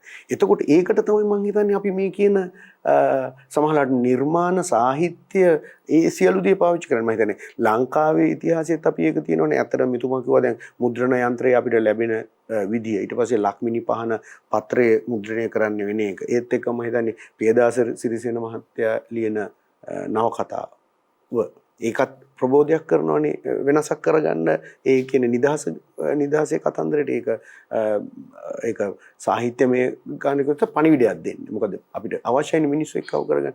ඊළඟට මම හිතන්නේ ටිබෙට් ජාතිකම් එස් මහින්ද හිමියන්ගේ රචනා ටික. මේවනේ මිනිසුන් ඒ වෙනස කරන්න පොළඹවන්නේ. ඉතින් මේ කියන වෙනස්කම් මිනිසුන්ගේ අදහස් අරවන්නේ වෙනස් විදියකට හිතන්න, අපේ දේශීය දේවල් ගැන කල්පනා කරන්න, හැමදාම පිටරට දිහා බලාගෙන ඉන්නේ නැතුව. ඒකට මම හිතන්නේ ඔය දේශ ගවේෂණයෙන් ආපු කාරණා මත අපිට ඇත්තෙච්ච විපාකත් එකේ මිදෙන්න තියෙන කාරණා. ඒකේ හොඳ જાතිත් අපිට ලැබිලා තියෙනවා, නරක જાතිත් අපිට ලැබිලා තියෙනවා. දෙකම ලැබිලා තියෙනවා. ඉතින් මේ කියන සියල්ලම අපි ඉන්නේ අනවරත අරගලයක. එතකොට මේ වෙනස්කම් ටික සිද්ධ වෙන්නේ මේ මිනිස්සයා යාගේ මේ සමාජ ප්‍රගමනය තුල අනිවාර්යයෙන්ම මේ සියලු වෙනස්කම් වෙනවා. ඒ සියලු වෙනස්කම් වෙන්නේ අවශ්‍යතාවයක් මුල් කරගෙන. ඒකට මේ අවශ්‍යතාවයන් වල මම හිතන්නේ නූතනේ මම වැඩිපුර විද්‍යාවට බරව කතා කරන නිසා මම හිතන්නේ බටහිර ආපහු අපිට බටහිර කළමනාකරන විද්වතෙක් සඳහන් කරපු මාස්ලෝගේ හයරාකි ඔෆ් තියරි. මිනිසුන්ගේ නීඩ්ස් ටික කියනවා. ඉස්සෙල්ලා මිනිසුන්ට බයොලොජිකල් නීඩ්ස් ටිකක් තියෙනවා. ෆිසියොලොජිකල් නීඩ්ස් ටිකක් තියෙනවා. එතකොට දැන් අද මේ අරගලයේ ලංකාවෙත් අපි දැන් මේ අරගලයේ කතා කරන්න අපිට හේතුනේ මේ සමාජ විපාක. මොකක්ද උනේ? මිනිස්සු ගිහිල්ලා දැන් මෙතකන් බුදියාගෙන හිටපු මිනිස්සු ටිකට ඔක්කොම අරගලයක් සී වෙන්න ගත්තේ. මිනිස්සුන්ගේ බයොලොජිකල් නීඩ්ස් ටිකට හිට වෙච්ච මේ සෝෂල් නීඩ්ස් වල හිටපු කට්ටිය එකපාරටම බේසික් නීඩ් වලට ආවා. කෙලිම බයොලොජිකල් නීඩ්ස් එක දැන් මිනිස්සුන්ට ජීවත් වෙන ප්‍රශ්නයක් වුණාට පස්සේ මිනිස්සුන්ට තේරෙන්න ගත්ත දැන් මේක ඇඟට තේරෙනවා මිනිස්සුන්ගේ මුළු මොකද සංවේදනීය දනවන ඉන්ද්‍රියන් 6ටම දැන් තේරෙන්න පටන් අරගෙන තියෙන්නේ මේක. ඒකින්ද ඒකට පොඩි සංවේදනයක් දුන්න ගමන් මිනිස්සු වෙනසක් කරන්න පෙළඹෙනවා. එතෙන්ට අපිපත් වුණා. ඉතින් මේක මාස්ලෝ කියන්න කරින් බුදුරජාණන් වහන්සේ කිව්වා. බුදුහාමුදුරුවෝ ඒක තමයි කිව්වේ බණ අහන්න එන අයට ඉස්සෙල්ලාම එයාගේ බයොලොජිකල් නීඩ් ටික සම්පූර්ණ කරලා බණ කියන්නේ කියලා. මොකද මේ මනුස්සයාට ආගෙන ඉන්න විදිහක් නැහැ. මිනිහා සංතරපණය වෙන්න විදිහක් නැහැ. මිනිහා ඊට එහා තැනකට යන්න බෑ. ස්පිරිචුවල් නීඩ් එකක් ගන්න හම්බ ඉන්නේ. ඔයගේ බයොලොජි එක සම්පූර්ණ වෙලා තිබුණ නැති වුණොත්. ඉතින් ඒක නිසා ඉතින් මාස්ලෝ ඊට අවුරුදු 10 ගානකට පස්සේ මේක කිව්වේ. නමුත් අපිට බටහිර පොත්වලට ඇවිල්ලා තියෙන්නේ මාස්ලෝ කියපු දේ වැඩිපුර. මාස්ලෝ කියපු එකනේ දැන් අපි මේ මාකටිං වල එහෙම මාකටිං කියලා අඳින්නේ. ඇඳලා ඊට පස්සේ බේසික් නීඩ්, සෝෂල් නීඩ්, ඊට පස්සේ අන්තිමට ගිහිල්ලා අර ඇක්චුවලයිසේෂන් එකෙන් පස්සේ යාට හොඳම දේ තමයි බුදුහාමුදුරුවෝ කිව්ව එක හරි නොකියුව එක හරි යාට හිතන එක හරි ඒ යුගයේ ටෙක්නොලොජි එකට දැම්මේ. අනිවාර්යයෙන්. ස්ටීම් එකට මේ වර්තමාන සමාජයේදී අර ස්ටීම් එකේ හිටපු කට්ටියත් බේසික් වලට ආවා. අනිවාර්යෙන්. දැන් අද සෝෂල් ස්ටීම් නීඩ්ස් නෑ මිනිස්සු නෑ. දැන් ඔක්කොම බේසික් නීඩ්ස් හොයනවා. ඉතින් ඒක අපිට මේ වෙලාවේ විතරක් නෙමෙයි අත්දැක්කේ. අපිට පහුගිය කාලේ මේ අපේ ජීවිත කාලේ පුරා මිනිස්සුන් මේක අත්දැක සුනාමි ආපු වෙලාවේ මොකක්ද උනේ? ඔය ස්ටීම් වල හිටපු සියලු දෙනා බේසික් බයොලොජිකල් නීඩ්ස් ටික හොයාගන්නපත් උනා එකපාරට එක රැයක.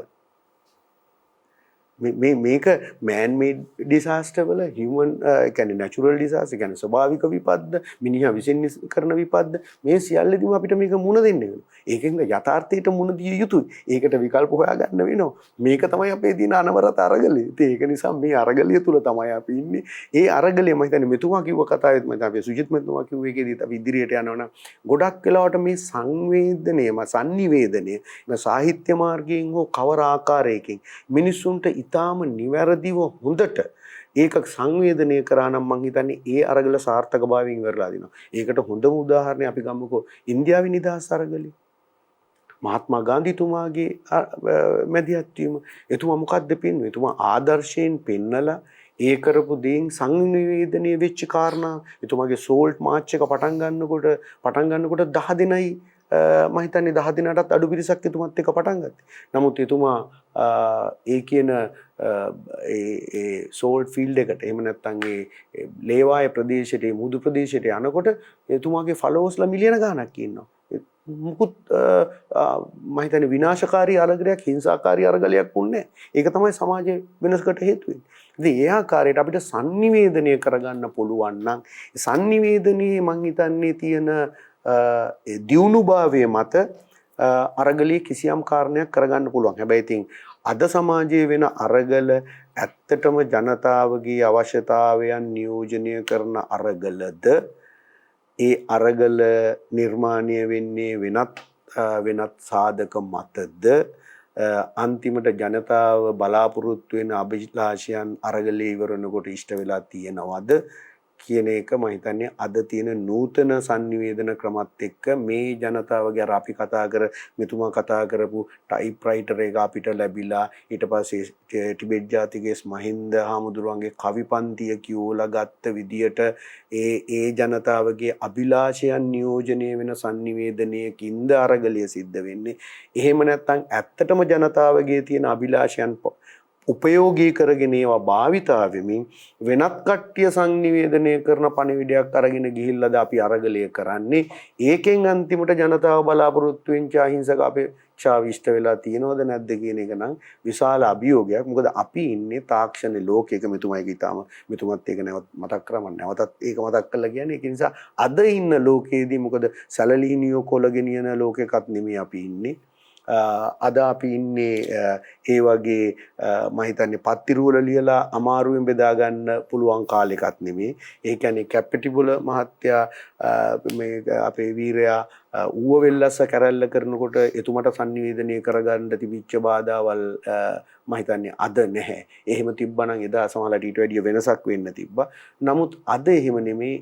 එක තත්පරයකින් sannivedanaya කරන්න පුළුවන්. හරි හෝ වැරදි පණිවිඩයක් ඊටාම අලංකාර ආකර්ශනීය විදියට ඊටාම ඕනෑම කණ්ඩායමකට දීලා විශාල වෙනසක් ඇති කරගන්න පුළුවන්. ඉතින් ඒක නිසා මේක අන්තිමට සමහරවිට මේක නැති බැරි අරගලයට ආවට ඇති හැකි අයගේ වෙනස්කම තමයි මහ පොළොව මත සිද්ධ වෙලා නවතින තත්ත්වයක් තමයි මේ අර විරාමයකට ගිහිල්ලා ඇවිල්ලා ඊළඟ ප්‍රවේශයට එන්න ඉස්සෙල්ලා ඔබතුමා නවත්තපු තැනකින් දැන් මේ දෙපළගේම කතාවල් අස්සේ මේ මතුපිට කතාව අස්සේ තියෙන දෝනාවට බහින්නට ඕන මේ අරගල සාහිත්‍යයේ හොඳ අර්ථය ගන්නට. හරි ලස්සන අර මහත්මා ගාන්ධිතුමා 10 දෙනෙක්ගෙන් පටන් ගත්ත සෝල්ට් මාච් එක අන්තිමට දහස් ගානක ෆලෝවර්ස් ළඟින් අවසන් වුණා කියලා ඔබතුමන් කිව්වා.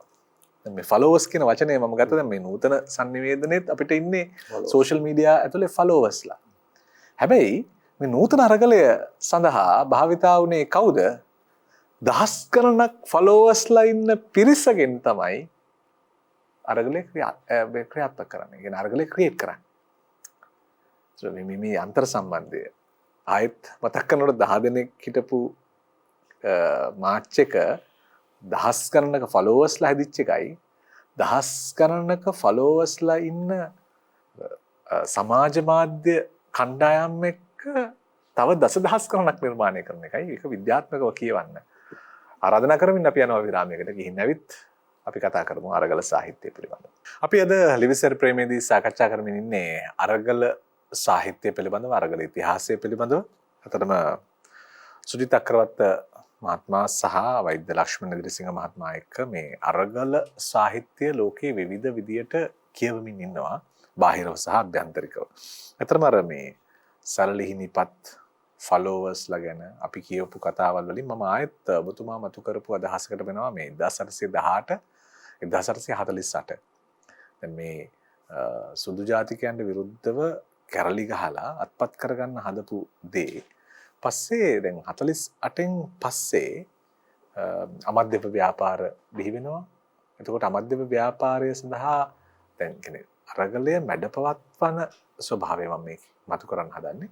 ඒ කියන්නේ අර ගැටුමින් ගැටුම මැඩපවත්වන්න ගියයින් පස්සේ වෙන හානියට වැඩිය අර මානසික මැඩපැවැත්වීමට බ්‍රිතාන්‍ය ජාතිකයෝ පෙළඹෙන ආකාරය. ඒ කියන්නේ මම හිතන්නේ මේ අරගල පිළිබඳව කතා කරනකොට ඒ සාහිත්‍යයත් අපිට ඊටාම වැදගත් කියලා හිතෙනවා. දැන් මත්පැන් නොමිලේ ලබා දීම, එතකොට වෙනත් සාහිත්‍යික උවමනාවන් පහළ වීම, දැන් මුද්‍රණ යන්ත්‍රයේ කතාව කිව්වා. එතකොට ඊට පස්සේ අර කාලකන්ණි පවුල වගේ කෘති හරහා ඊට පස්සේ පීඩා සිරිසේන මහත්මයා වාසනාවන්ත පවුල කියලා ලියන එක. දැන් මේ සාහිත්‍යික අරගල නිර්මාණය වෙන ස්වභාවය සහ මේවා මානසිකව ඉතාම හොඳින් කියවා ගැනීමේ උවමනාව අපේ සමාජයට ලබා දුන්නොත් වටිනවා කියලා හිතෙනවා. ඔය ලෝක ගෝලයේ කවර තැනකවත් වෙනසක් නැහැ. අරගලය නිරන්තරයෙන් දැල්වෙන ක්‍රියාවලියක්. ඉතින් ඒක දියුණු පහුණු කරලා කොයි යුගෙත් සමාජය වෙනස් තැනකට එනවා. එතකොට සමාජය ඊළඟට තමන්ගේ චින්තනයට බලපාන රාජදේශපාලන ආක්‍රමණ. ඒක සාහිත්‍යයටත් එනවා. හුවමාරු වෙළඳාමත් එක්ක එනවා. අදහස් උදහස් චින්තන ගලාගෙන එනවා. ඒක යුග කිසි කලක වෙනසක් නැහැ. යුගෙට සාපේක්ෂ වේගෙන් ඒක වෙනවා. මම ඒකයි නිතරම කියන්නේ මේ ඩිජිටල් යුගයේ ඊට වැඩිය වේගෙන් එනවා කියලා අපි දකින්නේ ඒක පුද්ගල බද්ධ වීම හැම කෙනාම ඒක ඇතුළු වුණා. හැබැයි අර යුගයේ කෙනෙක් ඊතලෙන් ආපු කටකතාව අහලා හරියට සෙට් වෙනවා. එහෙනම් ඒක ආකාර දෙකක් විතරයි තිබුණේ. ඉතින් මේවෙන් එන මේ සාහිත්‍ය සුපෝෂිතත්වය අර විශේෂයෙන් මේ කලාපාත්‍ර වෙන වෙළඳ යුද වගේ දේවල් එක්කත් ජනවරවල ස්වභාවයන් වෙනස් වෙනවානේ. දැන් අපි ගත්තාම එක යුගයක කුරුස යුද්ධ නිසා ඇති වෙලා තිබුණ මේ විභේදනය ආගමික වශයෙන් දේශපාලන නිර්මාණ නිසා අදදී ආගමික සාහිත්‍යයක් විසින් යුරෝපීය සමාජයේ ඒ සමාජ යටපත් කරලා තිබුණා නේ. අපි ඒක කතා කරන්න ඕනේ. දෙවියන් වහන්සේට උඩින් කිසියක් කියන්න බැරි එකක් තිබුණා. ලංකාවේ එහෙම ප්‍රශ්නයක් තිබුණේ නැහැ. ඔය ලංකාවේ අරගලේ වඩා දුරගත අරගලයක් නෙවෙයි ඒකයි. අපේ චින්තනය දෙවියන් වහන්සේ කෙනෙක් යටත් කළ දුන්නා. ඒකට යුරෝපීය පුනරුද්දේ දිනා ගන්න මිනිස්සු පතුලේ ඉඳලා විශාල අරගලයක් කරන් තිබුණා. කෙන් පූජක පන්තියත් ඒගොල්ලන් ඝාතනය කරනවා, රජවරුත් ඝාතනය කරනවා. විටක ප්‍රජාතන්ත්‍රවාදී නායකයොත් යම් දේව නියමයන් පිළි අරගෙන මේ මතය කියපු කෙනා අහිරකට දානවා. ඒක නීති අනුකූලයි. සමහරලාට මේ අධ්‍යාත්මික ශූන්‍යතාවය හොයාගෙන ගියපු මනුස්සයට ලෞකික අරගලයක් කරන්න සිද්ධ වෙච්ච වෙලාවල් තියෙනවා. ඔව්. ඉතින් ඒගොල්ලන් දැක්ක මේක අවුල විසඳන්න ඕනේ. මම සොක්‍රටිස් මැදිහත් වෙන්නේ, ප්ලේටෝ මැදිහත් වෙන්නේ. ප්ලේටෝට බලපාන්නේ කවුද? පතුලේ වෙන යාගේ ශිෂ්‍යෝ ටිකක් ඉන්නවා. දැන් මේක හසුරවල එන්නේ කියලා මිනිස්සු කියනවා. දැන් අපිටත් මේ සමහර තැන්වල අපි කරන මානව ශිෂ්ටාචාරයේ ප්‍රබල අර්බුදයක යනවනම් මේ තිරසාරව කොයි සමාජයේ සාහිත්‍යතරයකට අද තියන්නේ තාම තියුණු විදියට. හැබැයි තියුණු සමාජ සාහිත්‍යයක් බිහි වෙලා කරා නම් මේ අරගලයට ජය ගන්න පුළුවන්. හැබැයි අරගලේ නිතරම ඔළුවේ තියා ගන්න ඕන දෙයක් තමයි අරගල ඉතිහාසය නිරීක්ෂණය කරද්දී වගේ අපි නිතරම අපිට හම්බෙන්නේ මානව දීර්ඝ කාලයක් අපි ප්‍රචණ්ඩ විදිහට අරගල කරන්න ඕනේ. අයි ප්‍රජාතන්ත්‍රය දිනාගත්තේ මුළු ලෝකෙම පහු වෙලා. අරගල ඉතිහාසය වැඩිම ප්‍රචණ්ඩයි. එහෙනම් අපි හිතන ප්‍රචණ්ඩ වැඩිම තමයි සාහිත්‍යයෙන් මතු කරන්න ඕනේ. චිත්‍රේ. ඉතිහාස පොතක පිටකවරේ ඉන්නේ කඩුවක් දාගත්ත කෙනෙක්. එතන විරෝධාකල්පමයි. ඉතිහාසය කියන්නේ එහෙම එකක්ම නෙමෙයි. පොත්වලින්ම මේක වෙනස් කරපු මිනිස්සු හිටියා. ජීන් පෝල් ශාස්ත්‍රයේ මේ පොත නොලියන්න. ඔය බොනපාර්ට්ලට සෙල්ලම් දාන්න පුළුවන්ද? බැහැනේ. ඒක අපි ගත්ත ජීන් පෝල් ශාස්ත්‍රයට බලපාන්නේ මොකක්ද ඊළඟට? ඒක යට මොකක්ද? කියලා මේ මානව සමාජය අසල සුවිශේෂ ජීව කණ්ඩායමක් ඉන්නවා. ඒ ජීව කණ්ඩායම සාහිත්‍යයෙන් බිහි වෙන අග්‍රඵල කණ්ඩායමක් වෙනවා. හැම වෘත්තිය තුළම එහෙම එනවා. මානව සමාජයේ යම් කැපවීමක් කරන්න. ඊට පස්සේ ජනකාන්ත වෙලා තමන් ඒක රැල්ලක් වුණා මොකද කෙනෙකුට ඒක වාඩි වෙන්න පුළුවන්. ඒතර ජන අරගල ජාතික වශයෙන් ලෝක වශයෙන් බලපාන සන්දර්භය එහෙම වෙනවා. ලංකාවේ ආසියාවේ කර්ම වෙන්නේ ඒකයි. අපේ අදහසට උඩින් තහනමක් ගන්න කවුරුත් නැති තැනයි. අදහසට තහනමක් ගෙන දෙන ආකාර දෙක පිළිවෙලම කියන්නේ ඒක එක. ඒ හින්දා මේ දැන් ඒ ආකාර දෙකේම අයට සිද්ධ වෙලා තියෙන ප්‍රජාතන්ත්‍රවාදී බහුවරණය ඇතුලේ මේ කටයුතු කරන එකක් නේ. ඒ සාහිත්‍යදරයා තවදුරටත් එකෙන් බාහිරව අදහස දිනා ගන්න මොනවා කියලා ලියලා වැඩක් නැහැ. මොකද සයිබර් ආවට පස්සේ එහෙම අපි හදන අන්තයක් තියෙන්නේ නැහැ. වඩාම හොඳ අන්තය වෙනින් හදපු සෝවියට් සමාජවාදයේ ලේඛකයෝ උත්තර පාඨකයෝ උත්තර මිනිස්සු හදපු එකක් නේ. Taman දකින අන්තයට රාජ්‍ය බලය ලැබුණත් ඒක ගෙනියන්න පුළුවන් වෙන්නේ 70යි. සෝවියට් කියන ලෝක පරමාදර්ශ පෙන්නනවා. මහා රජවරු පාරා වංශ බලය ගැන අනිත් එක අපි තමයි සාහිත්‍ය මේ සියල්ල අපි දෙන ලෝකයේ අනිත්‍යයි කියන එක සයිබර් විසින්ම පෙන්නලා තියෙනවා. මේ සයිබර් විසින් කිසි මිනිහෙකුට නිත්‍ය සංකල්පවල ඉන්න බෑ. කොහොමද ලෝකෙ එහෙම තමයි තිබ්බේ. කවදා මිනිස්සු පැතුවේ එහෙම එකක්. දැන් මේ දෙක සමෝධානය වෙන තැනකට තමයි මේ ඇවිත් තියෙන්නේ අපි. ඒතර ඔයා කියන වගේ පියදාස සිරිසේන මේ ඔක්කොම ස්මහින් දාලා මේ ඔක්කොම අරන් ගියේ සටන නැවත වෙනස් වෙනකට අපිට පරිවර්තනය කරන්න වෙනෝනේ. ඒ කියන්නේ කැපිටල් මඩුගල්ල නිලමෙල පරාජය වීම විසින් ඒ යුගයේ අපි අමාත්‍ය ව්‍යාපාරයට චේන්ජ් වෙන්න වෙනවනේ. ධර්මපාලතුමාටයි ගුණානන්ද හාමුදුරුවන්ටයි වැඩක් ඇවිල්ලා අලුතෙන් කරන්න වෙනවනේ. විවාද කළ ජනරගලයක් අවදි කරා. මෝල්ගස් පෙරහැරක් ගිහින් ලස්සනට අරගලේ යම් කලාත්මක උණුසුමකට පත් කරන උන්වහන්සේලා. හැබැයි ඊට පෙර තමයි අර මුද්‍රණ යන්ත්‍රය ඇවිල්ලා අර දේ වෙනවා. එතකොට ව්‍යවස්ථාපිත අරගලය කියන එක හඳුනා ගන්න අපිට සිද්ධ වෙනවා. හැබැයි ව්‍යවස්ථාපිත අරගලය 815 වීම හඳුනා ගත්තා නම් අපි බ්‍රිතාන්‍යයත් ගොඩක් දුර ඇවිල්ලා. මොකද අපේ ජනරගවලින් සිද්ධ වෙන්න ඕන ලංකාව නැවත හිටුණු ලෝක රාජ්‍ය අභිමානී රඳව ගන්න රාජ්‍යයකට ඕන භූතලේ රාජ්‍ය අපි පාලක කණ්ඩායමකට ප්‍රජාවක් දෙන්නේ කොහොමද? මේ රට ලෝකේ ප්‍රජා රාජ්‍ය අතර ඉහළින් තියාගන්න නැත්නම් අපිට පාලකෙක් අවශ්‍ය නැහැනේ. සාහිත්‍යෙට කොහොමවත් අවශ්‍ය නැහැනේ. මොකද පාලකව ඇතත් නැතත් එක පවත්වන ගන්න ඕනේ අපි. අපිත් සාහිත්‍යය එහෙම එකක් පතන්නේ ඇයි? මේ මානව සමාජයේ අපි කවුරුත් කැමති හැමෝම සතුටෙන් තියාගන්න. ඉතින් ඒකනේ මිනිස්සු කරේ. එතකොට මම නිතරම කියනවා කිව්ව දැන් අපි ජනරගල දිගින් දිගටම අපේ උපරිම ආකල්ප දිනා ගන්න දණ්ඩ යන්න බැරි වෙන්නේ ඇයි? හතුරා එක විරෝධ කල්ප වලින් සටන් කරන එක තමයි වැවි අධ්‍යයනය කරන්නේ. ඔයා හිතන්න දුටුගැමුණු රජුරෝ රුහුණෙන් ඇවිල්ලා කිරුල එල්ලුවම අච්චර ධාර්මිෂ්ඨ එලාර ඇතෑගෙන් බැහැලා කිරුල දුන්නනම් එලාර ඝාතනය වෙන්නේ නැහැ. එලා ලංකාවේ දේශපාලනය තුළට සාහිත්‍යයට ජනරගල වලට යුද රැල්ලක් එන්නේ. එදා එහෙම වුණා නම් මම නිබඳව කියන්නේ අරගල සමාජයේ ඉතා දියුණු ආකල්ප වෙනසකට දේශපාලන වෙනසකට යොමු කරගන්න කල්පනා කර සත් මිනිසුන්ගේ මූලික ප්‍රාර්ථනාවන්නේ කවුරු හරි එක තොරම්බල් කරන්න පුළුවන් විනීත කරන්න හරි සංවර කරලා හරි දිනා ගන්න එහෙම ආවනේ මානව සමාජය දල්ලාගෙන ආව එකක්. එතකොට ඒක වඩා දියුණුම තැනකට තල්ලු කරගන්න තියෙන තැන තමයි ඒක මෙහෙවෙන්න උන තැන. ඒ මෙහෙන තමයි මම කියන්නේ ඒකයි. පුරංකප්පු පරාජය වෙන්නේ එතන අන්තයක් නියෝජනය වෙන්නේ. සන්නද්ධ කැරැල්ලකින් නැවත රාජ්‍ය පිටවන්න බෑ. මොකද ලෝකීය ප්‍රජාතන්ත්‍රවාදයට ඇවිල්ලා. ඒත් අමාත්‍ය ව්‍යාපාරය දක්වා නැවත තල්ලු වෙන්නේ ලංකාවේ ලේඛක පත්‍ර ලියලා කටහඬින් කතා කරමු. මේක නිර්බෝධ වෙන්නේ මේ සාහිත්‍යදරයෝ. සමාජ නායක පොලිටිෂියන්ලා නෙමෙයි මේක මුලින් කරේ. හැබැයි ඒ කාලේ හිටපු අයට ඒක තේරිලා ඒගොල්ලෝ නිදහස දක්වා මේක කරනවා. ඒකට මම නිතරම පෙන්නන්නේ ජනරගලයේ පඳහා පාදක වෙන කවුරු මොන සංකල්ප හැදුවත් ඒ සංකල්ප ක්‍රියාත්මක වන්නේ සම්මුති යුගයක. සම්මුතියෙන් බැහැර ගියොත් ගොඩ ගන්න පුළුවන් අන්තය. ඒ හොඳම අන්තයේ මොඩලේ අපි හත්හදා බල ලෝකේ තියෙන ඒකාධිපතිවාදී අත්හදා බැලුවා හිට්ලර් යටතේ. සුකිත මිග්දිත ප්‍රජාතන්ත්‍රවාදී එක විනයකට වැඩ කරන ඒකට සාහිත්‍ය නිෂ්ඨලා වගේ මහා දාර්ශනිකයෙක් ලිව්වා.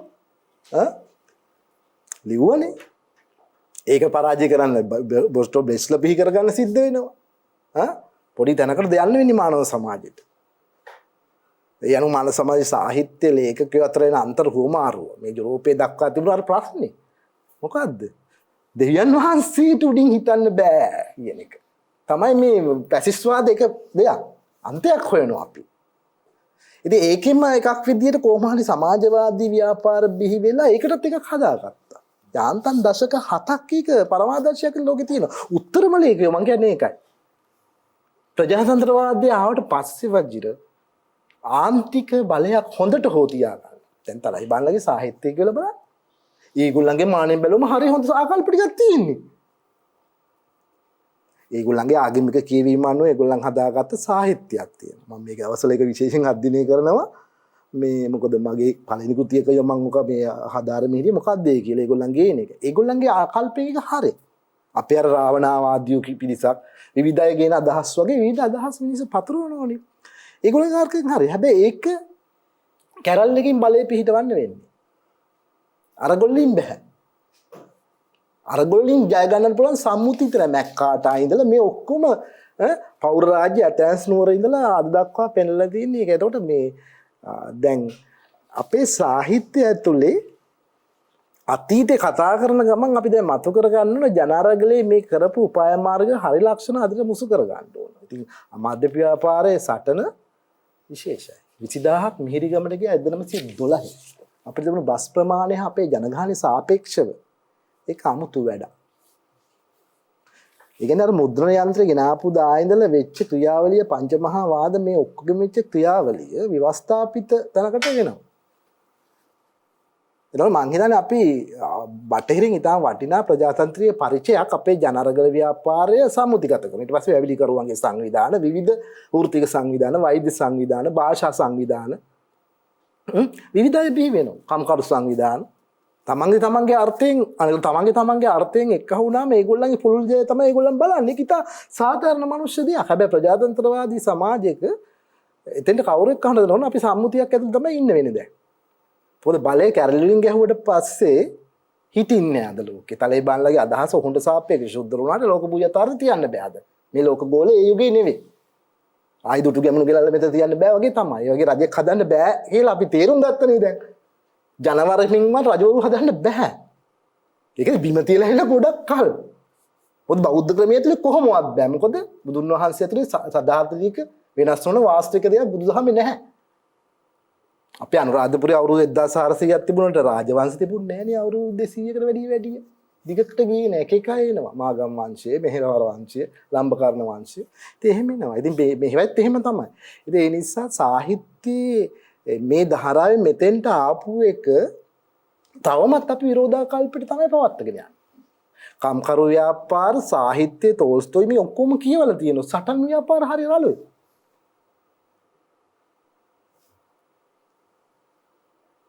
ජනරගලය මෘදු තැනදී තමයි ඒකේ සාහිත්‍ය දැනෙන්නේ. ඒකේ චිත්‍ර සිතුවම දැනෙන්නේ. එතන තමයි මිනිස්සු එන්නේ. මංජුශ්‍රී මහත්තයා සෝලියස් මැදින්ගේ චිත්‍ර යන්නේ එහෙම තමයි. චාර්ල්ස් මාස්ටර්ගේ චිත්‍රය අවසානයේ අධිරාජ්‍ය විරෝධී අරගලයේ කරන මුදු මහා භාෂිත සිත්තම වෙන්නේ. අර සීවලි මහරහතන් වහන්සේ. කුඹුරවන, බතවන, ශස්‍ය සම්පතවන කියන එක සංකේත කරපු එක. හැම ගෙදරටම මේ සාලිස් මාස ව්‍යාපාරය ජන ව්‍යාපාරය. ජන ව්‍යාපාරය. දැන් ඇත්තටම එහෙම ගත්තයින් පස්සේ දැන් මේ පුළුල් අර්ථයෙන් මේ කතා කියවගෙන යනකොට මම ආයෙත් යන්න හදන්නේ මේ පරණ තැනකටමයි. දැන් අපි ප්‍රංශ විප්ලවය අධ්‍යයනය කළොත් 1789 විතර සිද්ධ වෙච්ච මේ ප්‍රංශ විප්ලවයේ පියවර සටහන් බැලුවහම වර්තමාන සමාජයේ හරස් කඩක්. දැන් සමානතා ලක්ෂණ සහිත සමාජයක් බිහි කිරීම තමයි ජනතාවගේ අපේක්ෂාව වෙන්නේ. දැන් ලුවී රාජ්‍ය පන්තිය සිද්ධ කරන්නේ හිතවතුන් තනතුරු වලට පත් කරගන්නවා. එතකොට භාණ්ඩාගාරය හිස් වෙනවා. ප්‍රකාශන නිදහස අහිමි වෙනවා. එතකොට මේ වගේ මේ අර නුසුදුසු සමාජයක් නිර්මාණය වෙනකොට ඒකට තමයි මහජනතාව නැගිටින්න පටන් ගන්න. එතකොට මේ 1780 ගණන් වල සිද්ධ වෙච්ච මේ ප්‍රංශ විප්ලවය වර්තමාන මේ මිලේනියම් යුගයේ නැත්නම් ඩිජිටල් යුගයේ සිද්ධ වීම. ඒකට බැලුවහම මානව සමාජය කාලයෙන් විතරයි වෙනස් වෙලා තියෙන්නේ. ඔව් බොහෝ සමානකම් තියෙනවා. මේක මතක් කරනකොට තමයි ආපහු හැරලා බලනකොට එහෙම තියෙනවද කියලා අපිටත් මතක් වෙන්නේ. මේකද ඇත්තටම ගත්තොත් ප්‍රංශයේ ওই කාලේ වෙනකොට වෙන්නේ මම හිතන්නේ 16 වෙනි ලුවී රජතුමාගේ රාජ්‍යත්වයේ ඉන්න කාලය තුල මම හිතන්නේ ප්‍රංශය ඊටාම ශාස්ත්‍රීය තැනක තියෙන එක වකවානුවක. ඒ වෙනකොට ප්‍රංශය තමයි මම හිතන්නේ යුරෝපයේ තියෙන වැඩිම ජනගහනයක් ඉන්න රාජ්‍යය. ඒක හේතු වෙලා තිබුණේ ප්‍රංශයේ මිනිසුන්ගේ ජීවන තත්ත්වය එක වෙලාවක උසස් වෙලා. ලංකාව වගේ තමයි. ඇත්ත. ඒ පැත්තෙන් ගැලුවත් ගැලපෙනවා. මොකද ඒක නිසා මිනිස්සුන්ගේ උපතේදී ජීවිතාපේක්ෂාව වැඩි වෙලා. ඒක නිසා මිනිස්සු ඒ කාලයට සාපේක්ෂව වැඩිපුර කාලයක් ජීවත් වෙනවා. ඒක නිසා ප්‍රංශයේ ජනගහනය තමයි වැඩිපුරම ඉන්නේ. ඒ අතරෙම ඒ ශාස්ත්‍රීයත්වයේ නිසා ඒ වැඩවසම් සමාජයේ ඇතුළෙම වෙන පන්තියක් බිහි වෙනවා. ඒ පන්තියේ මම හිතන්නේ ගොඩක් ධනවතුන් අලුතෙන් එන ධනපති පන්තියක්. ඒ කියන්නේ ධනවතුන් බිහි වෙනවා, උගතුන් බිහි වෙනවා. ඒ උගතුන් කතා කරන්න පටන් ගන්නවා. එතකොට ඒක නිසා ඇතිවෙන අභ්‍යන්තර ප්‍රශ්නය තමයි විශේෂයෙන් මේ උගතුන් අදහස් කරන්න. මේ කට්ටියට අවශ්‍ය වෙනවා මේ රාජ්‍ය වංශය තුල තියෙන බලය මේ අලුතින් නිර්මාණය වෙච්ච ඒ ධනය අලුතෙන් රැස් වෙච්ච පිරිසට අලුතෙන් විශේෂයෙන්ම අධ්‍යාපනය විශාල වශයෙන් ලැබිච්ච පිරිසක්, අධ්‍යාපනය ලබාගත් පිරිසක් ප්‍රංශ සමාජය ඇතුළේ ඉන්නවා. එහෙනම් ඒගොල්ලෝ හිතනවා ඒගොල්ලන්ට මේ රාජ්‍ය පාලනයේ සැලකිය යුතු කොටසක් හිමි වෙන්න ඕනේ කියලා. නමුත් රාජ්‍යත්වය තුළ ඒක එහෙම වෙන්නේ නැහැ. ඒගොල්ලෝ ඔබ සඳහන් කරා වගේ එයාගේ ඥාති මිත්‍ර සංග්‍රහය ඒ පුද්ගල අපි කියනවා ක්‍රොනියෝ දාලා මේ දුවන්න හදනවා. එතකොට මේ ඇති වෙන ගස්ඨනයක් ඇති වෙනවා. ඒ ගස්ඨනියත් එක්කම අනිත් පැත්තෙන් වෙන කාරණා මම හිතන්නේ යුරෝපීය අනිකුත් රාජ්‍යයන් වගේම ප්‍රංශය විශාල වශයෙන් මේ රාජ්‍ය ධනෙ වියදම් කරනවා වෙනත් රටවල් ආක්‍රමණය කරන්න යුද්ධ විශාල ප්‍රමාණයක් වෙන විශාල ධනස්කන්ධයක් වියදම් කරනවා. ඒ සහ රජුරුවන්ගේ සුඛ විහරණය සමානකම් එනවා. මම හිතන්නේ දැන් ලංකාවේ තියෙන තත්ත්වයට සමානකම්. ඒතකොට මේ රාජ්‍යයේ රාජ්‍යකරණයේ භුක්ති විඳින පිරිස තමුන්ගේ සුඛ විහරණය සඳහා ධනෙ පාවිච්චි කරනවා. ඒ අතර ඒ කට්ටියගේ බලය පවත්වාගෙන යාම සඳහා ඒගොල්ලෝ හිතනවා මේ රටේ ජනතාවගේ කාරණා නෙමෙයි ඒගොල්ලෝ තව අසල්ලති රාජ්‍යයන් අල්ලගෙන යටත් කරගන්න ඕනේ වගේ කාරණා වලට යනවා. මේකත් එක්ක මම හිතන්නේ අපේ මේ මම හිතන්නේ ප්‍රංශ විප්ලවය ඔබ සඳහන් කරා වගේ හරියටම හරි ආපහු හිතලා බලනකොට හැරලා දැන් අපිත් දැන් කල්පනා කරනකොට තමයි තේරෙන්නේ. මොකද ඒ කාලේ ඒ ක්‍රොප් ෆේලියරෙකුත් එනවා. මේ කියන්නේ කෘෂිකර්මයේ කඩාගෙන වැටලා ආහාර නිෂ්පාදනය කරගන්න බැරි තත්ත්වයකුත් ඇති වෙනවා. ඒක අනිත් එක මේ ප්‍රංශ විප්ලවයේ පටන් ගන්න ගොවි ජනතාව. ඒක තමයි. ඒක වෙන්නේ ඒකයි. එතකොට වැඩේ වෙන්නේ එතන කාරණා දෙකක් වෙනවා. ඒ කියන්නේ මේගොල්ලෝ මේ නගරේ මේකට බොහෝ සමානකම් තියෙනවා ඔබ සඳහන් කරා වගේ නැවත බලනකොට. මොකද මේ නගරේ ඉන්න පිරිසක් රාජ්‍යත් එක්ක සටනක් කරනවා. අපේ වාසයන් කියනවා නම් ගේමක් ඉල්ලනවා.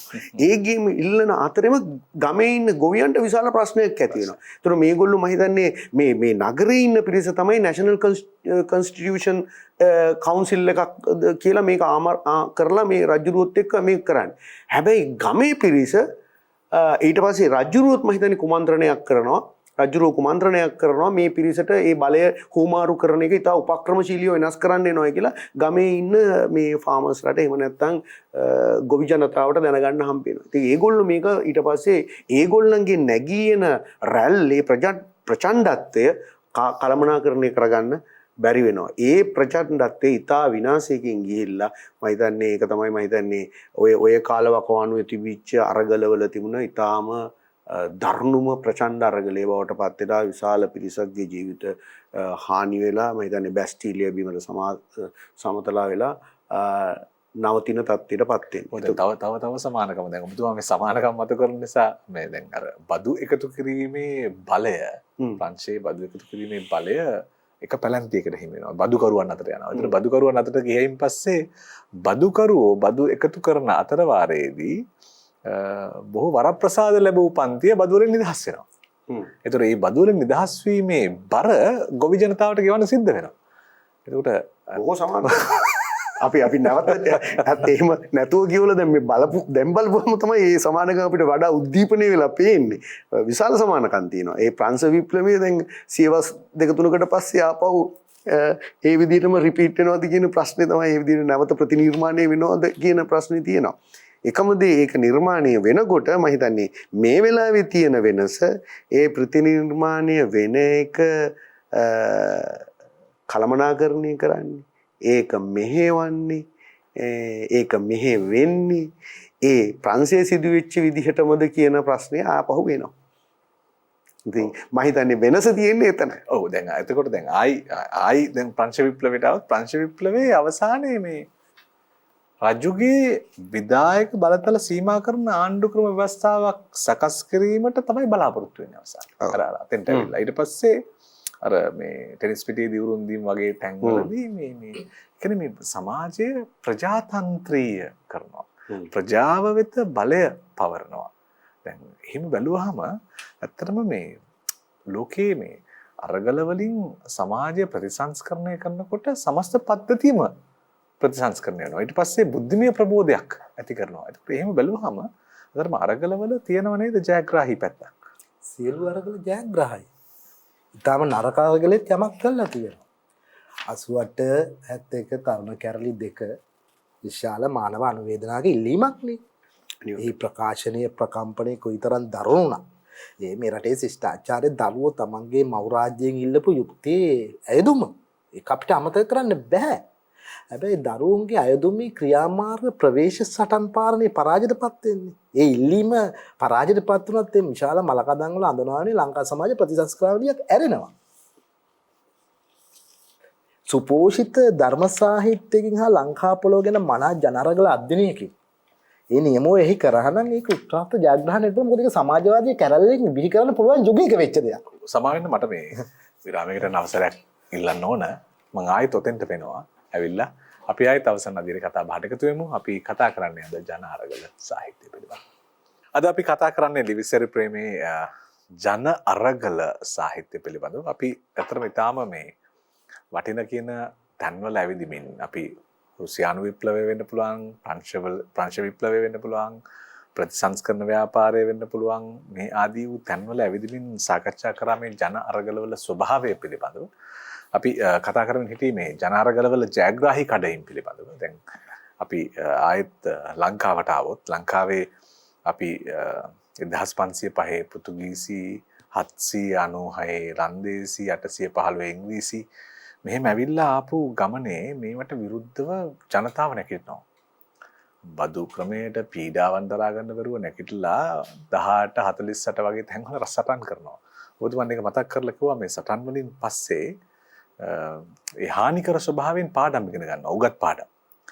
ඒතර උගත් පාඩම් ඉගෙනගෙන ආයෙත් සටනක් සංවිධානය වෙනකොටම දැන් 18න් පස්සේ 1848න් පස්සේ ආයේ 1900 ගණන් වල සටනකට ලෑස්ති වෙනකොටම තමයි ලංකාවට මත්පැන් නොමිලේ දෙන්නේ. එතකොට ඒ සටන අමතක කරලා පාලක මේ ජනතාවට නායකයන්ට ජනනායකයන්ට සිද්ධ වෙනවා මේ ඒ සටනට නායකත්වයෙන් මේ වගේ මේ උපක්‍රමික භාවිතයන් මේ ජන අරගල සාහිත්‍යයේ තියෙන තැන්වල අපිට කතා කරොත් ලංකා ඉතිහාසයෙන්ම උදාහරණයක් දැන් ඊට පස්සේ මේ අරගල කරලා මේ වැඩේ කරන්න බෑ කියලා ඊට පස්සේ වුන් විවිධ ව්‍යාපාර නිර්මාණ කරනවා. එතකොට සූර්යමල් ව්‍යාපාරය වෙන්න පුළුවන්, ඊට පස්සේ දේශපාලන ව්‍යාපාර වෙන්න පුළුවන්. මෙහෙම ඊට පස්සේ බිහි කරපු මේ කතන්දරත් එක්ක බැලුවයින් පස්සේ අතරම මේ අරගලේ ජයග්‍රාහී ස්වභාවය තියෙන්නේ අර සටනෙන් පසු කොටසේ ඇතිවන සාහිත්‍යාත්මක බුද්ධිමය සහ මානසික විප්ලවය නේද? ඔය තියෙන්නේ මම මේක කියන්නේ අරගල වල අනුවේදනීය පැත්තකුත් මම මේ නිතර කතා කරන්නේ අරගලේ පිරිසක් විශාල විදියට විශ්වෝප වෙනෝනේ උන අරගලකින් පස්සේ අරගලේ ජයග්‍රහණ විශ්ද ගන්නවා වගේම පරාජයත් විශ්ද ගන්නවා සහ ජයග්‍රහණය දරා ගන්නත් ඕ දරා ගන්න ඕන පරාජයත් වෙනවා අරගලයකට ලැබෙන ඕන ප්‍රතිලාභ දෙකක් තියෙනවා අරගල කරුවන්ගේ කොටසක් පරාජය වෙනවා මොකද අරගලයට එන මිනිස්සු බහුජනයක් නේ අරගලයක් කියන්නේ අපි ජන අරගලයක් කියන්නේ ජනතාව සහභාගී වෙන. ඒක දේශපාලන පක්ෂ, සාහිත්‍ය කණ්ඩායම්, වෘත්තිකයෝ නේද විවිධ අය ඉන්න පුළුවන්. ඒගොල්ලන්ට ගොඩක් අදහස් තියෙන්න පුළුවන්. එහෙම එකක් නේ. එතකොට එදා අමාත්‍ය සංවිධානය තිබ්බ වගේම අමාත්‍ය සංවිධානයේ කැමති නැතිවත් හිටියා. කට්ටිය විවේචනය කරා අපි ආවත් කොහොමත් අපිට අරක්කු විකුණන්න වෙනවා. ඕක මෝඩ අරගලයක් කියලා. නිර්භය ප්‍රශ්න කරපු අය හිටියා. අපි ඒක කතා කරලා නෑ ඇත්තටම දැන් තියෙන්නේ. ඉතින් මම කියන මුලින් කිව්වේ මුංකොටි විරාල කිව්වේ අධිරාජ්‍යවාදී ආම කඩ උස්සන එක මෝඩකම. ව්‍යවස්ථාපිත අපි හවුල් පාන්නයක් ගැන කතා කරන්නේ. මේක එහෙම යුගයක් කියපුවා. හැබැයි මේ මොහොතේ ඒක ජය ගන්න නැහැ. මම නිතරම කරන්නේ අපේ අරගල වල නිතරම තියෙන අවුලක් තියෙනවා. අපි විරෝධාකල්පී භාෂණයෙන්ම අරගලේ යන්න ගිහිල්ලා වටිනා ප්‍රතිසංස්කරණ අහිමි කරගන්නවා. මොකද අපේ ප්‍රතිසංස්කරණ අවස්ථාව තමයි තායිලන්තයට 815 යන්නේ. තායිලන්තය අපි ඉරිදීප දෙනක නෙවෙයි බ්‍රිතාන්‍ය පාලනයත් එක්ක ගනුදෙනු කරේ. ඒගොල්ලෝ සටන් කරන්නේ නැතුව යටත් වුණා. අද තායිලන්තයේ විභූතිමත් භාවයේ ප්‍රතිඵලය එතන තියෙන්නේ. වැඩි අපි අපේ සාහිත්‍යය තල්ලු කරේ හැප්පෙන්න කියන තැන. හරිද? හැප්පිලා පාඩම් ඉගෙනගෙන අපේ සටන් පාඨය බවට පත් වෙනවා. ඔව් එකක්. වෙන විදිහකට අපිට යන්න බෑ. ආගමික සටන් පාඨ අපි ගන්නවා. එතකොට මද්පැන් විකිණීමෙන් සුද්ධ බලාපොරොත්තු උනේ අපේ සටන වෙන තැනකට යවන්න බීලා අපේ අය නන්නත්තර කරලා සිතුවිලි මේව කරන්න ඕන කියලා තිබුණා. හැබැයි මිනිස්සු කතා කරා මිනිස්සුන්ගේ ප්‍රමෝදය සඳහා අත්‍යවශ්‍ය මනුෂ්‍ය භාෂණයකට අවශ්‍ය දෙයක් මේක. ඒක සුද්ධ වැඩියෙන් ප්‍රගුණ කරපු දෙනා. එහෙම විරුද්ධ භාෂණ අරගලයක් එදා තිබුණා. ඒ ලියවිලා නැහැ. නූතන අරගලයන් මේව අධ්‍යයනය වෙන්නේ නැහැ. මම කියන්නේ නිතර මේ කොටස කැටෙන හින්දා සමබර විදිහට මේ විනිශ්චය අපිට කරන්න බෑ. ඔර බ්‍රිතාන්‍ය ගොවියෝ කැරලි ගැහුවා. ගොවි කැරල්ලන්නේ ඌ වෙල්ලස්සෙන් එන්නේ. හැබැයි කැරල්ල පරාජයලා මොකද්ද බ්‍රිතාන්‍යයට වෙන්නේ? මහසෙන්ගේ කලාව අවුරුදු 300කට පස්සේ නැවත බ්‍රිතාන්‍ය තමයි එලි කරලා ගොඩනගන්නේ. ඒ ශිලාපලකේ තාමත් තියෙන වික්ටෝරියාගේ කාලේ. ඉතින් බ්‍රිතාන්‍යයන්ට එහෙම ප්‍රතිසංස්කරණයට යන්නේ මේ පැත්තේ. මේ පැත්තෙන් අපේ සටනට අපිට වෙන ප්‍රවේශ මාර්ගකට යන්න නැහැ. අපි උපායක් විදිහට පමා වෙලා තෝරගත්තේ. මොකද දැන් අදටත් අපි මත්පැන් විරෝධයක් තියන් ඉන්නවා. ඒ කියන්නේ චින්තනමය වශයෙන් වැරදි සටන් පාඨයක් අපි තියන් ඉන්නවා. මේ සටන් ව්‍යාපාරවල දිගටම භූපොළවේ මිනිස්සු ටිකක් තියන් එනවා පරම යුටෝපියානු තමන්ගේ පැරඩයිස් එක දිනා ගැනීම අරගලයක්. ඒකට යම් යන්ත්‍රණයක් තියෙනවා. ඒක ඉතින් ඒ අරගලේ දක්වා ඒ අය විශ්වාස වෙනවා මේකේ. අපේ උපරිමය ලැබුණ නැහැ කියලා. තව එකක් මේ ඕනම අරගලයකදී අරගලය සඳහා සහභාගී වන සියලු දෙනාගේ සාපිපාසාවන් සංසිඳවන්න බෑ. මොකද මානව සමාජය තව දුර යන්න ඕන. මොකද මේ ප්‍රංශ විප්ලවනේ අපේ මූලධාතු විප්ලව ලෝකේ නූතන යුගය සඳහා අපි ගන්න අපිට විවාදයක් නැහැ. මම කියන්නේ ප්‍රංශ අතදා බලව ප්‍රජාතන්ත්‍රවාදී සමාජය තමයි පූර්ව අනුරාධපුරයේ ඇතැන්ස් නුවර ග්‍රීසියේ තිබුණේ. ඒක ආගමික කියවීම කරා මේ වෙලාව ඔටෝමාන් අධිරාජ්‍ය කාලේ තුර්කියේ අරාබි කලඹේ සුමෝට කරා නොකරනම් ඔය වෙන තැනකට තමයි මේක තල් වෙන එක ප්‍රංශයට ගිහිල්ලා මෙහෙම වෙන එකක් කෙනෙක් ලොකු අරගල සෞන්දර්ය ව්‍යාපාරික දෙයක්. දැන් ඔටෝමාන් අධිරාජ්‍යයේ අරගල කරුවන් කතා කරන්නේ නැතුව තමයි ප්‍රංශයට යන්නේ සමහරලාට. අපිට අර පරිච්ඡේදය වෙනවා. මොකද ප්‍රංශ අරගලයේ කියන්නේ ඔටෝමන් තුර්කි අධිරාජ්‍යයේ ජයග්‍රහණයේ ප්‍රතිඵලයක්. නැත්තම් එතන කුරුස යුද්ධෙන් බිහි වෙන්නේ ඉස්ලාම් හා මේ දේශපාලන බලගැටීමෙන් වෙන අන්තයක්. ඒ අන්තය මෘදු වුණා මෙතන මේ මගේ ඔය පිටිපස්සේ ආපු ගලාගෙන ආපු ව්‍යාපාර මේ හැමතැනම එන්නේ. ඒතකොට හැම අරගලෙම අපි දිනාගන්නේ ගේන සියලු සටන් පාට නෙවෙයි. මානව සමාජයේ ඒ වෙලාවේ දරා ගන්න පුළුවන්ම සටන් පාට තමයි ජය ගන්න. මොකද අදහස මගේ උනට ප්‍රජාව ගොඩක්. ප්‍රජාව ගොඩක් වුණත් අදහස වෙනත් උනත් දේශපාලනයේ අවසානයේ තීරණය කරන්නේ රාජතාන්ත්‍රික පළපුරුද්දක් තුනේ. එයාලත් සාහිත්‍ය දර්ශනීය කලාව හදාarලා දේශපාලන යාන්ත්‍රණයන් ජනාරගල හදාarලා නෙතෙන්ට එන්නේ නැත්තේ. වැරදි වුණා. අපි එළවන කෙනා දිනලා තියෙනවනේ. අපි කැමති නැති කෙනා ආවත් ඔවුන් පරිචයක් ඇති වෙන්නේ. අපි පිළිගත්තත් නැතත්. අපි එයාට කැමති වෙන්න පුළුවන් අකමැති වෙන්න පුළුවන්. හැබැයි ඒක වෙන්නේ මොකද අපි සාහිත්‍ය මෙහෙවර ඔක්කොම කරනවා වගේ දර්ශනීය මතවාද ඔක්කොම හදාරපුවා එතනක් ඉන්නවා. බුදුගුණ අලංකාරය කියවන අය එතනක් ඉන්නවා. දාස් කැපිටල් කියන අයත් ඉන්න ඔහොම ඉන්න මේ එකටවත් අහු වෙන්නේ නැති මානයක් එන යුගයක් ආවයි කියලා අපිට තේරුණේ ගොඩක් පමා වෙලා. අපි මේ පහුගිය කාලේ පොළොන්නරු අරගලයට ප්‍රවේශ වුණා. ලංකාවේ මිනිස්සු මෙතෙක් අත් නොදා බලපු එක පහුගිය වෙලාවේ වුණා. දුන්නු ජරමාරමක් අරගල කරුවෝ කැන්සල් කරානේ. පිහිටපු විධායක නැවත ජනතාව අතර ගත්තා. ඒ වගේම ඉතා ශික්ෂිතව පිළිගත්තා නොගත්තා. ප්‍රජාතන්ත්‍රයේ ජන සම්මතයන් අනුව මේක විසඳ ගන්නවා. ඒක පිළිගන්න ඕන පිළිගන්න පුළුවන්. මගේ මනාපයට මනාප නොවිය හැක. හැබැයි මේ මොහොතේ තියෙන සම්මුතිය ඒක. ඒක ලොයි මොන පාඩකි සිද්ධ ලොයි රජ පෙළපත ඝාතනය කළා හරි සා රජ පෙළපත ඝාතනය කළා හරි ගෙනාපු සියලු ප්‍රාර්ථනා ඉෂ්ට කරගන්න බැරුණා ඉතින්. ඒකනේ ප්‍රංශය අදත් කහපටි විප්ලවය කයි කරන්න වෙන්නේ මොනවා හරි නැති වෙච්ච ටිකක් තියෙනවනේ. එක්ක ආය උදුරා ගන්න නැත්තම් තව එකක් ඕන වෙනවා. අපේ යටපත් වෙලා තිබුණු තව අයිතිය එනවා. මද්ද්‍රව්‍ය නිදහස, පුද්ගල නිදහස, ගබ්සාව, සමසරාගේ නිදහස, සයිබර් අවකාශ කොච්චර පැතිරෙන්න පුළුවන්ද? ඒකට මායිම් බෑ. දැන් මේ තව ටික කාලයක් යනකොට ITC ජාතික මේ ආයතන ප්‍රශ්න කෙනෙක් දැන් සමාජය එනවනේ. ඔයගොල්ලන් කොහොමද අපේ මේ සිතීමේ නිදහස පාලනය කරන්න කියලා දරන්නේ අද ලෝකෙ ඇවිත් තියෙන්නේ. ඒ සිතීමේ නිදහස පාලනය වුණු තැනදීම ප්‍රජාව එක සැනින් අවදි වෙනවා. මොකද ඒක වෙලා තියෙන්නේ අන්තයක් අරගෙන හරි මැද්දක් අරගෙන හරි සමාජයක් එක විට අවදි වෙන්නේ sannivedanaye. සංවිධනය කියන්නේ භාෂාව. හැබැයි ලංකාවේ ප්‍රශ්නේ තමයි ජනරගලේ 815 ඉඳලා නෙමෙයි 505 සිට අපේ ජනරගලය තෝරගත්තේ විරෝධාකල්පික මාවත. ඒක හරි කියමු. 48න් පස්සේ ඒක තෝරාගෙන සිටීම අපේ ජාතික නැගිටීම අපේ පුරවැසි නැගිටීම සීමා කරා හැම පැත්තෙම සාහිත්‍ය හැම පැත්තෙම අපි සීමා වුණා. මොකද දැන් අපේ ප්‍රශ්නේ ගාන්ධි තිබුණු ප්‍රශ්නේ නෙවෙයි. පරදේශක්කාරයෙක් මේ රට අල්ලගෙන නැහැ. දුටුගැමුණුගේ ජනරගල ව්‍යාපාරයට ගුණක බාහුගේ පරාක්‍රම බාහුගේ අරගලවල තිබුණු පසුබිම නෙවෙයි. කොටිම විජේවීර සහෝදරයගේ පසුබිම නෙවෙයි. ප්‍රභාකරන්ලට ඒ පැත්තේ වුණු පසුබිම නෙවෙයි මේ තියෙන්නේ කියලා කාලේනවා. ඒකට ප්‍රංශීය වෙන සිදුවීම් වල හැමතැනම එක තමයි අපි අපේ අරගලේ කොටසක් මත පාස් කරනවා. ඊටු ටික පරාජයනේ කුමටද? ලෝක ධර්මතාවය කියලා එකක් ලෝකේ තියෙනවා. ලෝකේ සබාධාමී නේච එකක් තියෙනවා. මොකද අපෙන් පසු පරම්පරාවට කරන්න සටනක් ඉතුරු කරන්න ඕන. අනිත් එක තව ඔබතුමන් වටින කාරණාවක් මතු කරනවා මේ අරගලේ ස්වභාවය. අරගලයේ ස්වභාවය මේ මොහොතට සාපේක්ෂයි. එතකොට පුද්ගලයාට සාපේක්ෂයි. එතකොට එක පුද්ගලයෙක්ට කරපු ආකෘතියක් තවත් පුද්ගලයෙකුට නොගැලපෙන්න පුළුවන්.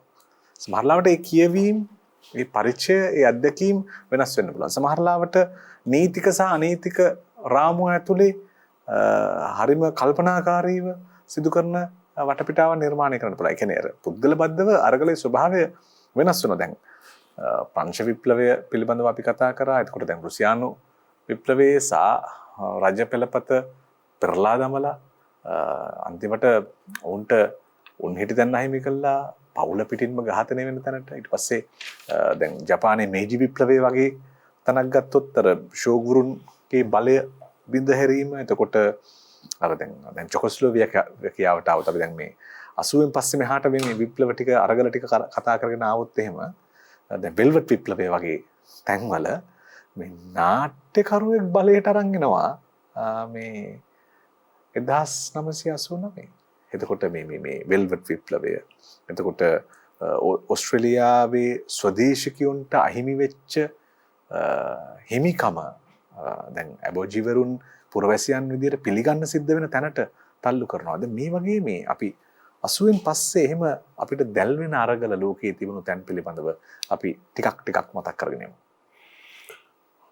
ඔව් ඒ වගේ ගොඩක් තියෙනවා. විශේෂයෙන්ම දැන් ඒ ලැබිලා තියෙන ප්‍රතිඵල ගැනත් අපි වෙනම හිතන්න ඕනේ.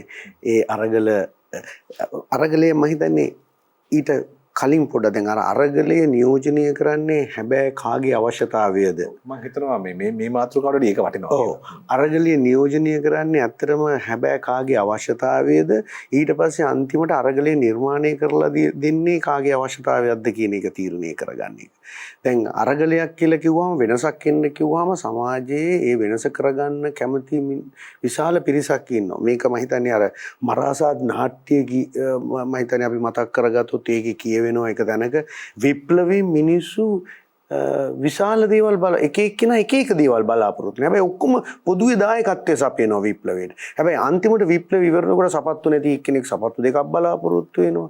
පාන් නැති එක්කෙනා පාන් ගෙඩියක් බලාපොරොත්තු වෙනවා. බත් කන්න නැති එක්කෙනා එකක් කාන්තාවක් නැති එක්කෙනා කාන්තාවක් බලාපොරොත්තු වෙනවා. මේ ආදී වශයෙන් එක එක්කෙනා ඇවිල්ලා තියෙන වෙන කට්ටියක් ඇවිල්ලා තින්නේ මේ සමාජ මේ වෙනසක් ඇති කරගන්න. හැබැයි මේක ඇතුළට කට්ටියක් ඇවිල්ලා තිනවා වෙන වෙන. මම හිතන්නේ අපිට අපේ අරගලයේ දැක්කනේ සමහරවිට ජනාධිපති මන්දිරේ මේ ගේට්ටු කණුවක් ගලවගෙන ඉතින් එයාට අවශ්‍යතාවය තියලා තියෙයි යකඩ කණුවක් අරන් ගෙදරට මොකක් හරි ගේට්ටු කණුවක් දාගන්න නැද්ද අපි දන්නේ නැහැ. ඉතින් මේ සියලු දෙනා අර භූමියේ ඉඳලා තියෙනවා.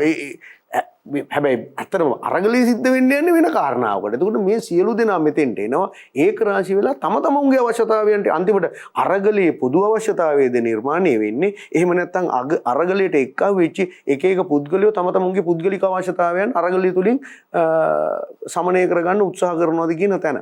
ඉතින් ඒකින්ද දැන් මේ වචන සඳහන් කරපු කලින් අරගලවලත් වෙලා තියෙන සමහර තියෙනවා. දැන් අපි ගත්තොත් මම හිතන්නේ යුක්‍රේනයේ වෙච්ච අරගලයේ අන්තිමට ගිහිල්ලා නැවතිලා ඉන්නේ වර්තමාන යුක්‍රේන ජනාධිපතිවරයා පත්වීම තුල. දැන් මම හිතන්නේ අපේ සුජිත් අකරවත්න මහත්තයා මේ ලංකාවේ උදාහරණ වලින් පැහැදිලි කර මේ විරෝධාකල්ප සහ තමුන්ගේ රටේ තියෙන ස්වෛරීත්වය පිළිබඳ ප්‍රමාණය ඉක්මවා තමුන්ගේ තරම වටහා ගන්න නැතුව ඒ වෙනස්කම් නිරූපණය කරලා පටන් අරගත්ත අරගලය අද යුක්‍රේනය සම්පූර්ණයෙන්ම විනාශ වෙන තැනට පත් කරගෙන තියෙනවා. දැන් මේක ඉතිහාසයේ නැවත රිපීට් වෙන තැනක්. නැත්තම් ප්‍රතිනිර්මාණය වෙන තැනක්. මේක ඔය කලාපයේම ඊට කලින් ෆින්ලන්තෙට වුණා. 1930 ගණන් වල මට මතක හැටියට දෙපාරක් සම්පූර්ණයෙන් ෆින්ලන්තේ මේ විනාශ වුණා රුසියාවති. ෆින්ලන්තේ අනුගමනය කරේ යුක්‍රේනය අනුගමනය කරපු පිළිවෙතමයි. පස්සේ වටහා ගත්තා එක්තරා මට ඒ නායකයාගේ නම මතක් වෙන්නේ නැහැ. නමුත් එහු තේරුම් ගත්තා ෆින්ලන්තේ මේ ක්‍රමය අනුගමනය කරන්න යන්න වෙන්නේ ෆින්ලන්තේට විනාශ වෙන්නේ. ඒක නිසා ෆින්ලන්තේ ඒ නායකයා තීරණය කරා ෆින්ලන්තේ ජනතාව එක්කහු කරගෙන අපි තීරණය කරන්න ඕනේ. අපේ මේ භූදේශපාලන යථාර්ථය අපි තේරුම් ගන්න. අපි ජීවත් වෙන්නේ යුරෝපයේ අති දැවැන්ත බලවතෙක්ගේ බොහොම ආසන්නේ. එතකොට අපේ ජාතික අභිලාෂයන් තීරණය කරගන්නකොට අපි තීරණය කරගන්න ඕනේ මේක කොටස් තුනකට වෙන් කරගන්න. අපි කිසි ලෙසකින්වත් අපේ අනුලංඝනීය අයිතිය හැටියට පූජා කරන්නේ නැති කොටස මොකක්ද? ඊළඟට අපිට කිසි ප්‍රශ්නයක් නැතුව අපේ ජාතික අනන්‍යතාවයට හෝ අපේ ජාතියේ අභිමානයට මොකටවත් හානියක් නැතුව දෙන්න පුළුවන් ටික මොනවද? අපි සාකච්ඡාවක් පටන් ගන්න පුළුවන්. ඊළඟට අපි සම්මුතියකට එළෙමින් ඕන කාරණා ටික මොනවද කියන කොටස් තුනක් කරගෙන බෙදාගෙන අනුගමනය කළා. අද ෆින්ලන්තය ඉතා දියුණු රාජ්‍යයක්. යුරෝපයේ තියෙන ඉතා ඉහළම අධ්‍යාපන සාක්ෂරතාවය සහ අධ්‍යාපනයේ ඉහළම. අද සතුටින් ජීවත් වෙන මිනිස්සු. නමුත් යුක්‍රේනයේ මේ අවුරුදු 70කට 80කට ඉස්සෙල්ලා ඔය තත්ත්වෙ නෙමෙයි තිබුණේ. දුප්පත්කමේ ආඝාතය තිබුණේ. ඒ අතරේ යුද්ධ දෙකකින් රුසියාව දෙපාරක් විනාශ කරලා. හැබැයි අද ෆින්ලන්තේ එහෙම නැහැ. අද යුක්‍රේනයේ මේක අත්විඳිනවා. මේ ඔය කියන විප්ලව වලින් ඇවිල්ලා යුක්‍රේනයේ පච්චේච්ච සත්‍ය තමයි මේ තියෙන්නේ. මේ ඒ තිබිච්ච ඒ අරගල නිර්මාණය හරහා තමයි අන්තිමට විකට නළුවෙක් යුක්‍රේනයේ ජනාධිපති වෙලා තියෙන්නේ. ඉතින් ඒක නිසා අපිත් මේ අරගල කරනකොට මේ මම එක මම හිතන්නේ ඔරෙන්ජ් විප්ලවයේ හරහා ඇවිල්ලා වෙච්ච කාරණාවක්. හරි. එතකොට මේ වගේ පහුගිය කාලේ දැන් ඇති වෙනවා විප්ලව. මේ නූතන කාලේ සිද්ධ වෙන ගොඩක් විප්ලව. දැන් ඔබතුමා සඳහන් කරමේ 80 දශකයෙන් පස්සේ වෙන විප්ලව මම නම් පුද්ගලිකව දකිනවා. ඒවා ගොඩක් වෙලාවට සැබෑ ඒ රටේ ජනතාවගේ අභිලාෂයන් නියෝජනය කරන විප්ලවද එහෙම නැත්නම් ජාතික සහ විජාතික බලවේග විසින් ඒගොල්ලන්ගේ අවශ්‍යතාවයට රටේ මිනිසුන්ට කිසියම් සාධාරණ අභිලාෂයන් පිරිසක් තියෙනවා. ඒක නෑ කියන්න අපිට කොයි වෙලේවත් බෑ. රටේ මිනිසුන්ට කිසියම් විනාශයක් වෙනසක් කරගන්න අවශ්‍යතාවය තියෙනවා. ඒක අනිවාර්යයෙන්ම විය යුතුයි කියලා මිනිස්සු කල්පනා කරනවා. හැබැයි ඒ වෙනස වෙන්න තියෙන අවස්ථාව ප්‍රයෝජනයට අරගෙන ඊටාම සූක්ෂම ලෙස ඊටාම සටකපට ලෙස වෙනත් බලවත් විජාතික බලවේග මේ තුලට රිංගලා ඒක වෙනස් කරගෙන ඉතින් තමුන්ගේ වෙන අරමුණකට යනවා. ඉතින් ඒක නිසා නූතන භූදේශපාලනික යථාර්ථයන්ගෙන් බැහැරව වර්තමානයේ කවර රටකවත් තියෙන අරගලයක් ඊට සුවිශේෂීව විග්‍රහ කරගන්න ගියොත් ඒ රටේ ඇති වෙන පුද්ගල චරිතත් එක්කයි ඒ රටේ තියෙන දේවල් එක්කයි විග්‍රහ කරගන්න යන එක මම නම් හිතන්නේ අද දවසට ගැලපෙන්නේ නැහැ. හේතුව අපි ඉන්නේ වෙනත් තාක්ෂණික ලෝකයක. ඒකටම පොඩි දෙයක් ඔබතුමාට එකතු කරලම අවසානයක් හොයාගන්න මේ ඔබතුමාට මම ආරාධනා කරනවා. දැන් එහෙම බැලුවාම දැන් යම්කිසි භූමියක මතුව එන පැලෑටියක් දැඩිව වර්ධනය කරන්න අවශ්‍ය කරන පොහොර සම්පත්තිය සපයන වගේ වැඩක්. අනිවාර්යෙන්ම ඒක කරනවා. ඉතින් ඒක නිසා හැබැයි රාජ්‍ය දැනගන්න ඕනේ. සහ රටේ අපි මේ රටක් පාලනය කරන්න කොහොමදත් නායකයෝ ටිකක් ඕනේනේ. අපිට දැන් අද රාජකීය පුද්ගලයෝ නෙමෙයි ඉන්නේ. අපි ප්‍රජාතන්ත්‍රවාදී ක්‍රමයක් තුලනේ නායකයෝ පත් කරගන්නේ. මේ ප්‍රජාතන්ත්‍රවාදී ව්‍යුහය තුල අපි පත් කරගන්න නායකයන්ගේ ඇති වෙලා තියෙන කාරණයක් විතරක් නෙමෙයි රටේ ජනතාව කල්පන මේක මම ආයිත් කියනවා මම හිතන්නේ මේ ජර්මන් අපි අරගල සාහිත්‍ය ගැන කතා කරන නිසා ජර්මන් ජාතික අපේ ප්‍රවීණ නාට්‍යවේදියා බර්ටෝල් බ්‍රෙෂ්ට් මහතා කාලයකට කලින් කියනවා දැන් මේ පාදඩ දේශපාලනයේ කවදක්වත් අයින් කරන්න බෑ අමන සමාජයක් ඉන්නවා. මොකද මේ අපි දැන් මේ 225 පා කිව්වා. මේ ඉන්න ඔක්කොම ටික හොරු කියලා කිව්වා. ඒ හොරු ටික පත් කරලා තියෙන්නේ අපිනේ. එතකොට ඒ වගකීමෙන් අපිට නිදහස් වෙන්න බෑනේ. හේතුව අපේ රටේ ගොඩක් වෙලාවට මේ ස්වරූපය තුළ අපි දේශපාලඥයෝ පත් කරලා තියෙන්නේ ඔය කියන පොදු අරමුණු ඉෂ්ට කරගන්න නෙමෙයි. අපි දේශපාලඥයෝ පත් කරලා තියෙන්නේ අපි එක එක්කෙනාගේ පුද්ගලික ඉෂ්ට කරගන්න. මොකද මම කතරේ ගහන්නලා තියෙන්නේ ගමේ ඉස්කෝලේ හදාගන්න නෙමෙයි. මගේ ළමයා ඉස්කෝලේට දාගන්න. මම කතරේ ගහලා තියෙන්නේ මගේ මරණෙක දෙට්ට. මගේ මගුල්ගේ දෙට්ට. මගේ දුවගේ විවාහ මංගල්‍යයට අස්සම් කරන දේශපාලඥයන්ට තමයි මම කතරේ ගහන්නේ. එහෙම නැති අය මට වැඩක් නැහැ. එතකොට දේශපාලනඥයාට පාර්ලිමේන්තුවේ නීති සම්පාදනය කරන්න සහභාගී වෙන්න කාල වේලාවක් නැහැ. එතකොට වෙන්නේ එයා අන්තිමට දුවගෙන එනවා නීති සම්පාදනය කරනකොට එයාට නීතිය හදලා තියෙන වෙන කවුරුවක්. එයාටක් ගාලා ගිහිල්ලා මේක දීලා එතකොට මේ අපි වෙන කාගේ න්‍යාය පත්‍රයකටද වැඩ කරන්න කියන තැන අද ඒ අර්බුදය තමයි අද අපිට තියෙන්නේ. ඒක තමයි මේ අරගලයක් බවට පත් වෙලා තියෙන්නේ. අපි ආයේ උඩ හත බිම හතල්ලා අරගල කරනවා. අපි දන්නේ නැහැ කොහෙද යන්නේ කියලා. මොනවද ඉල්ලන්නේ කියලා දන්නේ නැහැ. ඒකින්ද තමයි අරගලේ මේ විදිහට නැවතිලා තියෙන්නේ. දැන් එතන තමයි මෙතන ඇවිල්ලා.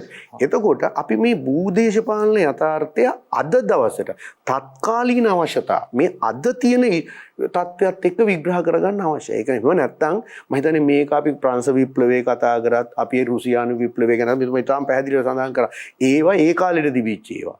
හැබැයි අද අර කිසියම් සමානකමක් තියෙනවා අපි ඉල්ලන වෙනස්කම් ටික ප්‍රංශ විප්ලවයත් එක්ක බැලූ බැලමට පේන විදිය. හැබැයි ඒ වුණාට ඒ අවශ්‍යතාවයන් මේ විදිහට තිබුණාට අරගලයේ ක්‍රියාත්මක වෙන්නේ වෙනස ක්‍රියාත්මක වෙන්නේ ඒ ආකාරයටම නෙමෙයි කියන එකයි තියෙන්නේ. අපි ඒක මම හිතන්නේ මනා වැටහීමක් ඒක හදා ගන්න ඕනේ. හොඳයි.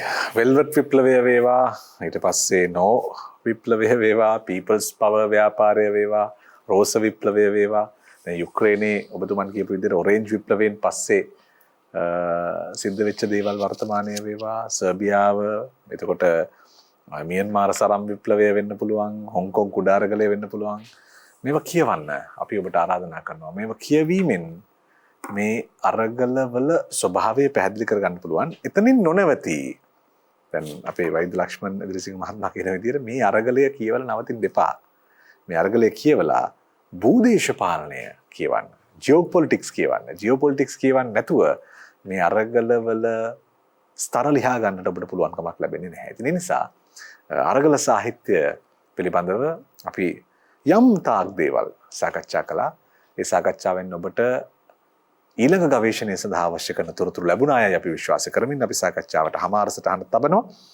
සුජිත් අක්කරවත්ත මහත්මයාට බොහොම ස්තුතියි ආයුබෝවන්ද සාකච්ඡාවට පැමිණියාට. ඒ වගේම වෛද්‍ය වෘත්තිකයන්ගේ සංගමයේ සභාපති වෛද්‍ය ලක්ෂ්මන් ඉදිරිසිංහ මහත්මයාට ස්තුතියි ආයුබෝවන්. ස්තුතියි අද සාකච්ඡාවට පැමිණියාට.